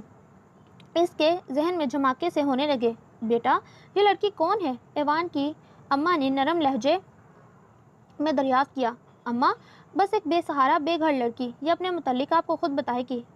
میں اس کے بارے میں خاص نہیں جانتا، مجھے تو سڑک کنارے روتے ملی، ایوان نے سرسری انداز میں بتایا اور کمرے میں چلا گیا۔ ایوان کی اماں نے آگے بڑھ کر اس کے سر پر پیار کیا، مصباح کی آنکھوں میں الجھن ابھرتی دیکھی۔ آ جا بیٹی، تیرا اپنا ہی گھر ہے، تو کیوں لاوارث ہوئی؟ رب وارث ہے نا سب کا۔ ان کے لہجے میں شفقت تھی، یہ لہجہ، یہ آواز بہت مانوس سی لگی اسے برآمدے میں، چونکہ ٹھنڈ تھی لہٰذا وہ صحن میں رکھی چارپائی پر بیٹھی۔ ایوان کی بہنیں اس کے اطراف میں بیٹھ گئیں اور چھوٹی موٹی باتیں کرنے لگیں۔ مصباح کی نظر بار بار بے ساختہ ایوان کی ماں کے چہرے پر جاتی، پھر انہیں اپنی طرف تکتا پا کر وہ نظریں چرا کر ایوان کی بہن شہلا کے ساتھ چائے اور بسکٹ لے آئی۔ ایوان بھی وہیں آ گیا۔ مصباح نے خاموشی سے چائے ختم کی۔ آپ کا نام کیا ہے؟ دل کی بے قراری کے ہاتھوں مجبور ہو کر اس نے بے ساختہ ایوان کی اماں سے نام پوچھا۔ شاکرہ نام ہے میری اماں کا۔ شاکرہ؟ وہ زیر لب بڑبڑائی، پھر ان کے چہرے پر نظر دوڑائی۔ کچھ عرصہ قبل دیکھی ہوئی چند تصویریں اس کے ذہن پر ابھری۔ آپ کی شکل اور آواز میری اماں سے بہت ملتی جلتی ہے۔ وہ جلد از جلد اپنے شبے کو یقین میں بدلنا چاہتی تھی۔ تمہاری ماں کا نام کیا ہے؟ شاکرہ کے لہجے کی بے چینی واضح تھی۔ صابرہ۔ صابرہ نام ہے میری اماں کا، اس نے جلدی سے بتایا۔ اور باپ کا نام؟ منظور، اس نے سابقہ انداز میں بتایا۔ شاکرہ یک ٹک اسے دیکھے گئی۔ آپ میری خالہ ہیں نا؟ ارے تو صابرہ کی دھی ہے۔ شاکرہ بے قرار ہو کر اپنی جگہ سے اٹھی۔ مصباح بھی بے ساختہ اٹھ کر ان کے گلے لگی۔ ارے میں صدقے، میں واری، میری دھی، میری ماں جائی کی دھی، پہلی دفعہ میرے گھر آئی اور لاوارث کی طرح اس کے ماتھے پر چٹا چٹ بوسے دیتے ہوئے وہ مسلسل بول رہی تھی۔ پہلی نظر جو تیری طرف اٹھی، میرے دل کو کچھ ہونے لگا۔ تیری تو ساری شکل ہی صابرہ جیسی ہے۔ اس کے چہرے کو دونوں ہاتھوں کے پیالے میں لے کر وہ پرشفقت آواز میں بولی، میں نے بھی آپ کو دیکھتے ہی پہچان لیا۔ اماں سے آپ کی شکل اور آواز بہت ملتی ہے، اور میں نے آپ کی تصویر بھی دیکھی تھی۔ مصباح نے خوشی سے چور لہجے میں کہا۔ میں بھی کہوں، مجھے اس لڑکی پر اتنا ترس کیوں آ رہا ہے؟ ایوان کا لہجہ یکسر بدلا ہوا تھا۔ وہ نئے تعارف کے بعد نئے سرے سے اپنی کزن کے گلے مل رہی تھی۔ سب کے چہروں پر انوکھی سی خوشی ٹپک رہی تھی۔ تیری ماں کہاں ہے اور باپ؟ خالہ شاکرہ کی آواز کئی اندیشوں سے پر تھی۔ اور اماں اور ابا دونوں دنیا میں نہیں، مصباح نے آہستگی سے بتایا۔ خالہ پر جیسے کوئی پہاڑ آ گرا، وہ زاروں قطار رونے لگی۔ کچھ لمحے پہلے خوشی کی جو پھوار برسی تھی، یکایک اس پر غم کے بادل چھا گئے۔ اسے 2 دن ہو گئے تھے خالہ کے پاس آئے۔ 2 ہی دن میں وہ ان سب سے گھل مل گئی جیسے برسوں سے ملتی رہی ہو۔ پچھلے 2 دن ہونے والی بارش کے بعد آج مطلع کافی صاف تھا، دھوپ کھلی پڑی تھی، ہر چیز دھلی دھلائی تھی اور نکھری تھی۔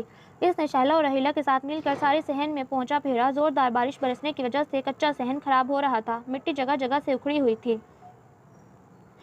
پوچھا مارنے کے بعد اس کی حالت قدرے بہتر ہوئی۔ اس کام سے فارغ ہو کر وہ خالہ کے ساتھ مل کر ساگ اور مکئی کی روٹیاں پکانے لگی۔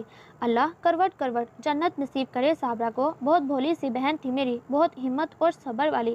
شادی کے بعد ایسی جدائی پڑی کہ دوبارہ ملنا نہ ہوا۔ غریبی بہت بری شے ہے، رب کسی کو غریب نہ کرے۔ غریبی کے رشتوں میں دراریں پڑ جاتی ہیں۔ ایسے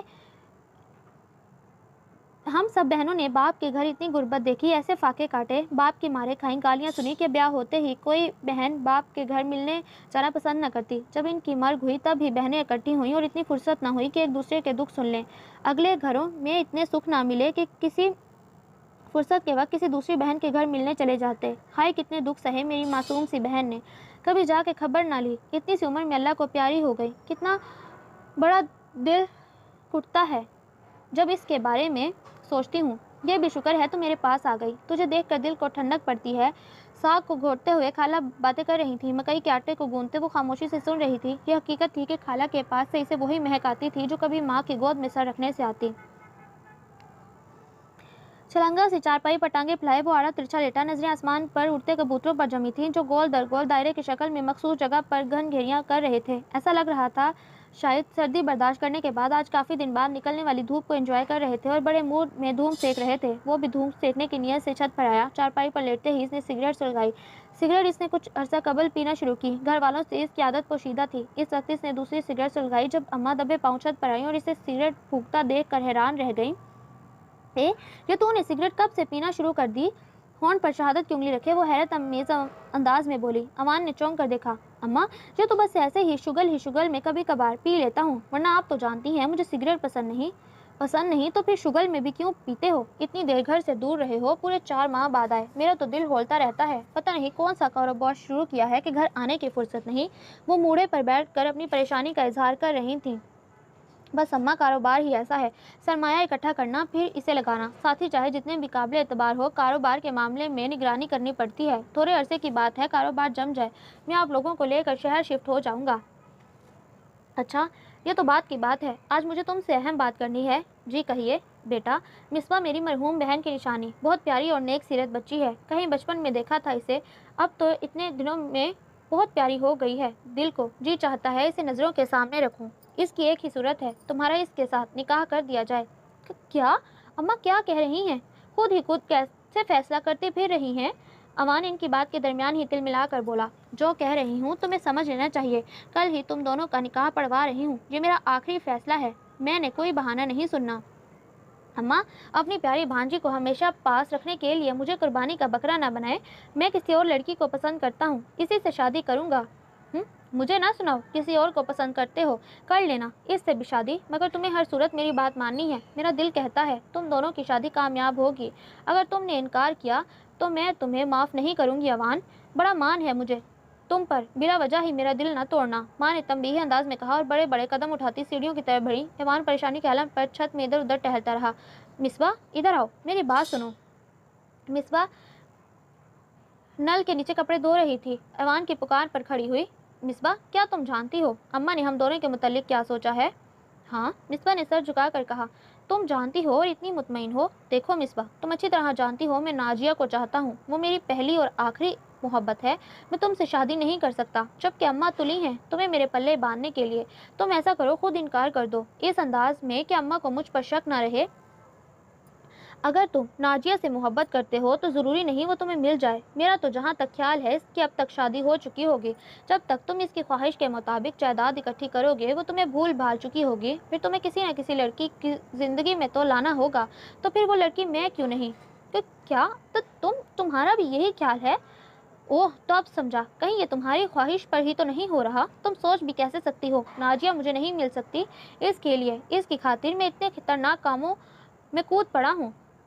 इसने मुझसे अहद किया था जब मैं इसकी शर्त पर पूरा उतरूंगा वो हर हाल में मेरी हो जाएगी। अगर तुम मेरे बारे में दूसरी तरह सोच रही हो तो रुक जाओ, मैं तुम्हें कुछ नहीं दे पाऊंगा। मेरे दिल में नाजिया की मोहब्बत की जड़ें मजबूत हैं। वो इसे सर से पांव तक तंजिया नज़रों से देखते बोला, मैं कब तुमसे मांग रही हूँ कुछ? तुम जब चाहो नाजिया से शादी कर लेना, मगर मैं खाला की ख्वाहिश को रद्द नहीं कर सकती।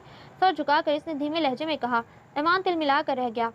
अगले दिन इसकी सख्त तरीन एहतजाज के बावजूद अम्मा ने कारी और मोहल्ले के कुछ मोतबर लोगों को बुलवा लिया। दिल से ना चाहते हुए भी इसने मिसबा को कबूल किया और निकाहनामे पर दस्तखत किए। अम्मा ने पूरे मोहल्ले में मिठाई बांटी। निकाह के अगले रोज़ देके चढ़ाई जर्दा, नमकीन, चावल, गोश्त और नान से मेहमानों की तवाज़ो की।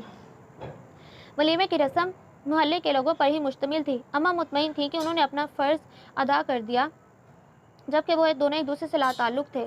बारिशों का रोज़ तकरीबन ख़त्म हुआ।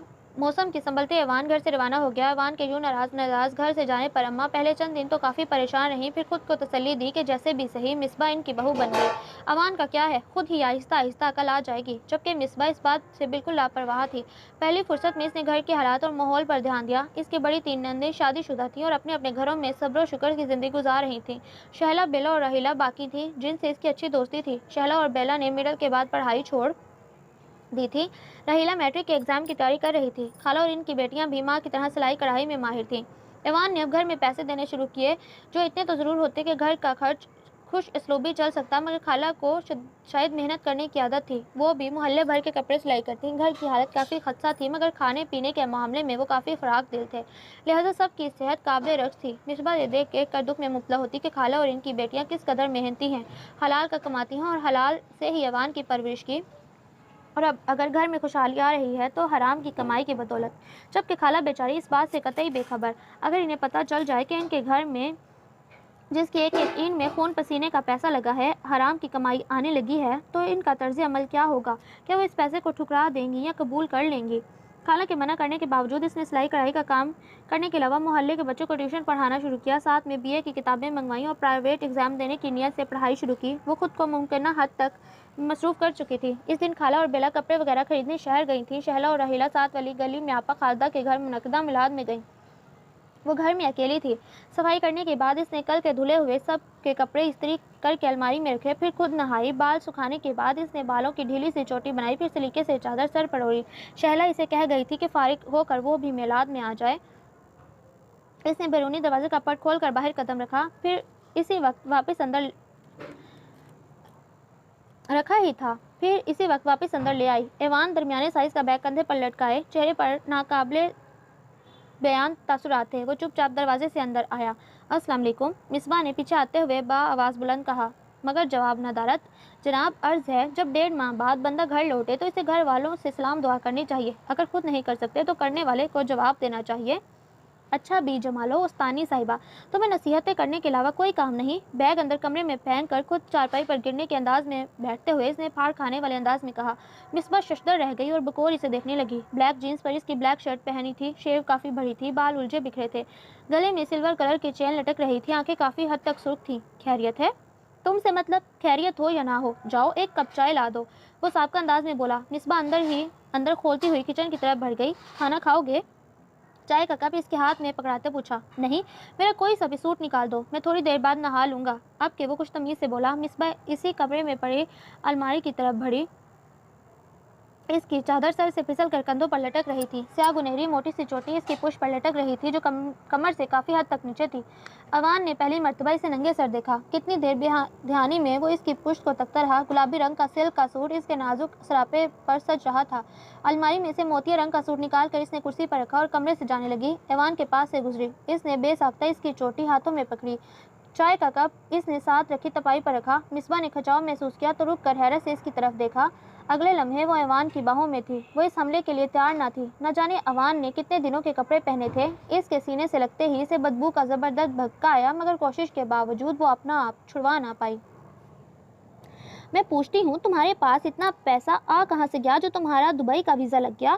جب سے اماں کو اس نے بتایا تھا کہ وہ دبئی جا رہا ہے، وہ غصے کے مارے اندر ہی اندر کھول گئی۔ اماں، یہ آپ کا سر درد نہیں، بتایا تو تھا آپ کو، میں نے دوستوں کے ساتھ کاروبار شروع کیا ہے، مگر اب ہمارا ارادہ بدل گیا۔ ہم نے سوچا چند سالوں کے لیے دبئی جاتے ہیں، کافی سارا پیسہ کمائیں گے، پھر پاکستان آ کر بزنس کریں گے۔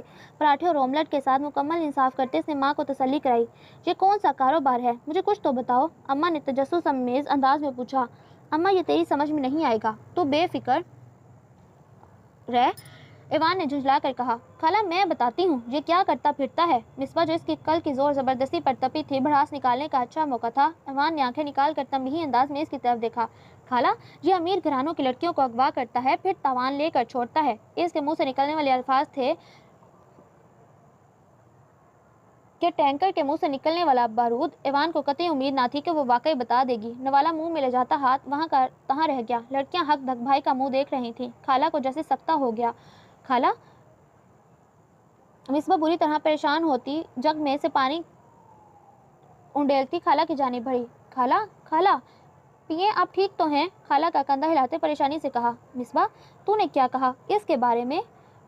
تو ٹھیک طرح جانتی ہے۔ خالہ ساکت نظروں سے ایوان کے چہرے سے نظریں ہٹا کر اب مصباح پر جمائی تھی۔ مصباح نے اثبات میں سر ہلایا۔ میں جھوٹ نہیں بول رہی، بکواس کر رہی ہے یہ اماں، الزام لگا رہی ہے مجھ پر۔ ایوان اچھل کر چارپائی سے اترا۔ خالہ، میں جھوٹ نہیں بول رہی، میں سب جانتی ہوں، اس نے مجھے بھی اغوا برائے تاوان کے سلسلے میں کیا، اس نے مجھے منع کیا تھا آپ کو نہ بتاؤں، مگر اب میں اس گھر کی فرد ہوں، اس کی چوری کی کمائی میں خود برداشت نہیں کر سکتی۔ مصباح کے لہجے کی سچائی نے ہر شک کو دھو دیا۔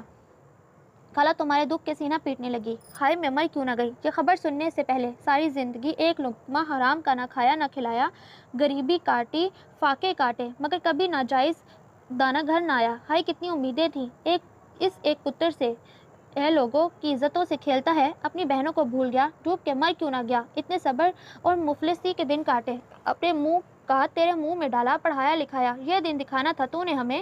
خالہ نے اسے گریبان سے پکڑ کر بری طرح جھنجھوڑا۔ لڑکیاں بے اختیار رونے لگیں۔ ایوان کے لیے یہ صورتحال غیر متوقع تھی۔ اس نے ماں کے ہاتھوں سے گریبان چھڑایا اور مصباح کے چہرے پر لگاتار 3-4 تھپڑ مارے۔ لومڑی، بلاد چڑیل، کس بات کا بدلہ لے رہی ہو؟ پوری قوت سے چلایا۔ مصباح لڑکھڑاتے ہوئے چارپائی پر گری۔ بے غیرت، بے حیا، شرم نہ آئی؟ ایک تو چوری، اوپر سے سینہ زوری۔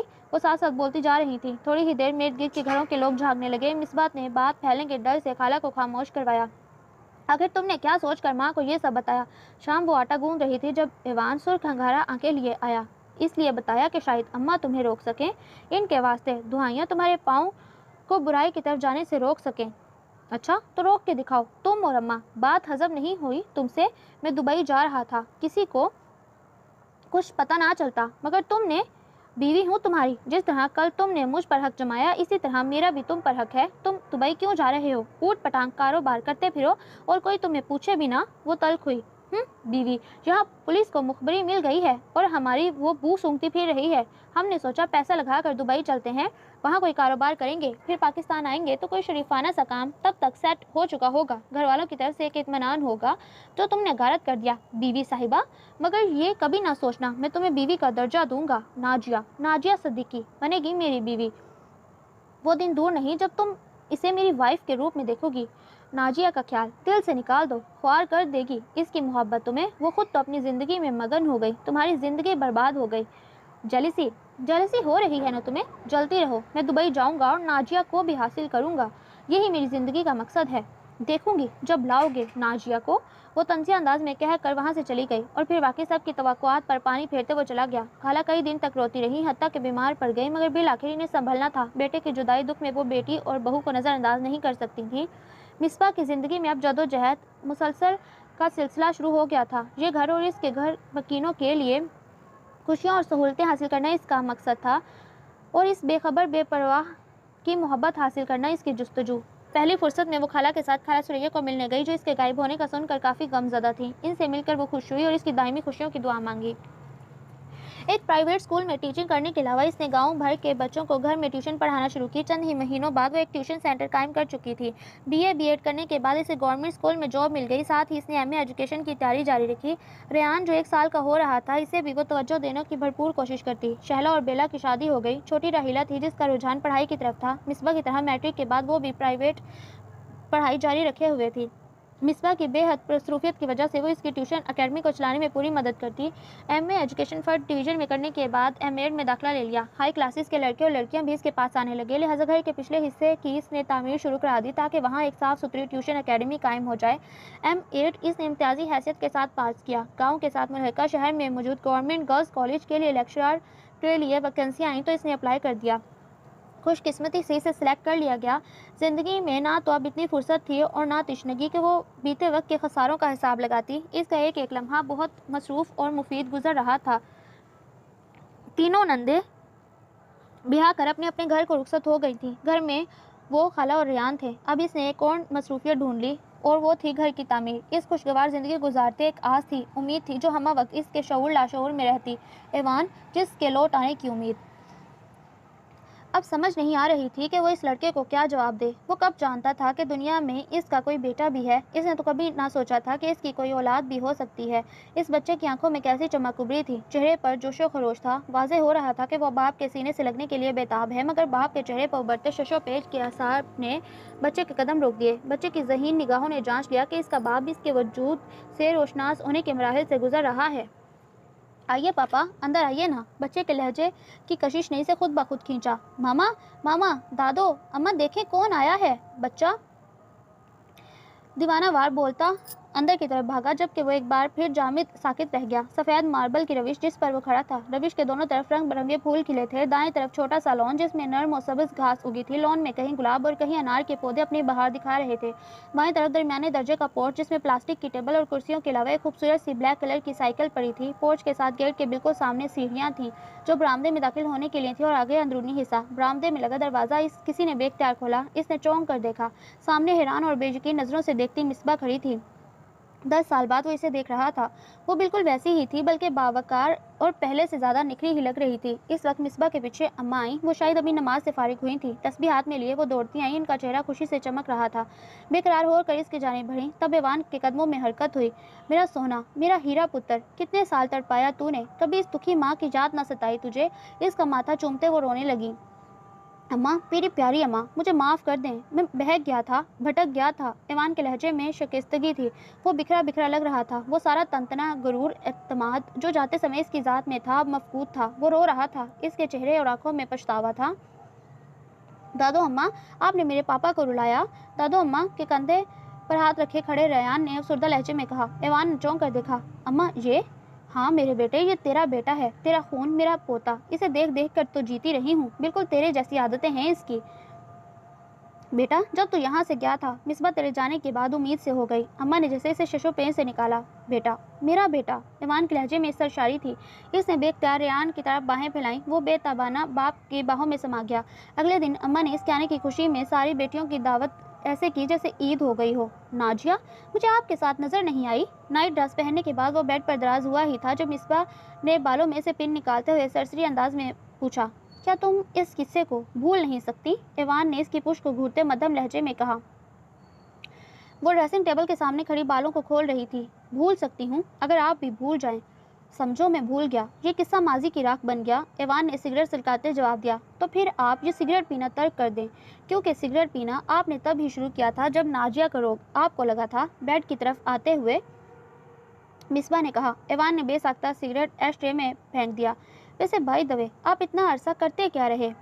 یہاں سے میں اور اصغر دبئی گئے۔ وہاں جاتے ہی ہماری ملاقات ایسے شخص سے ہوئی جو ہر قسم کے کالے دھندے میں انوالو تھا، کیونکہ ہم اسی نیت سے دبئی نہیں گئے تھے، مگر راتوں رات دولت کمانے کے چکر میں ہم لالچ میں آ گئے۔ پہلے 2 سال تو ٹھیک ٹھاک گزرے۔ جب ہمیں محسوس ہوا کہ ہمارے پاس روپیہ ہے، ہم پاکستان جا کر اچھے طریقے سے مضبوط بیس پر کاروبار کر سکتے ہیں، ہم نے پاکستان آنے کی ٹھانی۔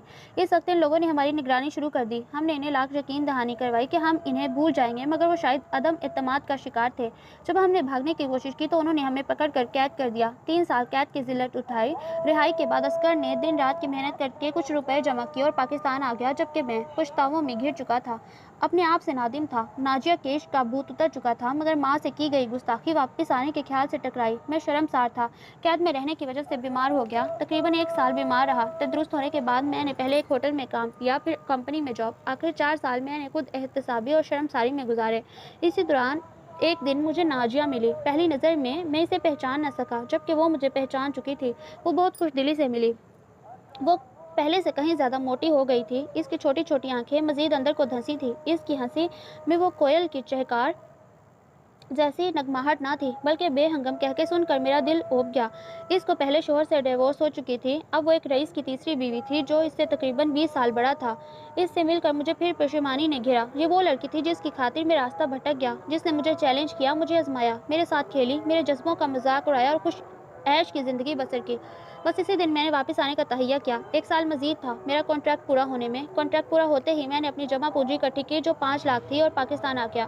میں پریشان تھا کہ میرے جانے کے بعد تم لوگوں نے کیسے گزر بسر کیا ہوگا، شہلا بیلا رحیلہ کی شادیاں ہوئی ہوں گی یا نہیں، گھر کے حالات ہوں گے، مگر جب یہاں آیا تو دیکھ کر دنگ رہ گیا۔ مصباح، میں تمہاری ہمت، قابلیت، عقل مندی کو داد دیتا ہوں۔ اور محبت کو؟ مصباح نے بے ساختہ پوچھا۔ تمہاری محبت کو پوچھتا ہوں؟ یہ تمہاری محبت ہی ہے جس نے مجھے گرنے سے بچایا، اور تمہاری وفا ہے جس نے مجھے واپس آنے پر مجبور کر دیا۔ وہ گمبھیر لہجے میں بولا۔ تھینک گاڈ، مجھے وہ مل گیا جو میں نے چاہا۔ اس کے کندھے سے سر ٹکاتے وہ بولی۔ تم نے جو چاہا خلوص نیت سے چاہا، جو جائز تھا، جو تمہاری دسترس میں تھا، اس لیے تم خالی دامن نہیں۔ میں حیران ہوں، میں نے ایسی کون سی نیکی کی جس کی جزا مجھے تمہاری صورت ملی؟ مجھے کڈنیپ کرنے کی، وہ شوق لہجے میں بولی۔ ایوان بے ساختہ کھلکھلا کر ہنسا۔ So listener, that was the end of today's novel. Hope that you like it. Do subscribe if you like. It is the only source of motivation for me.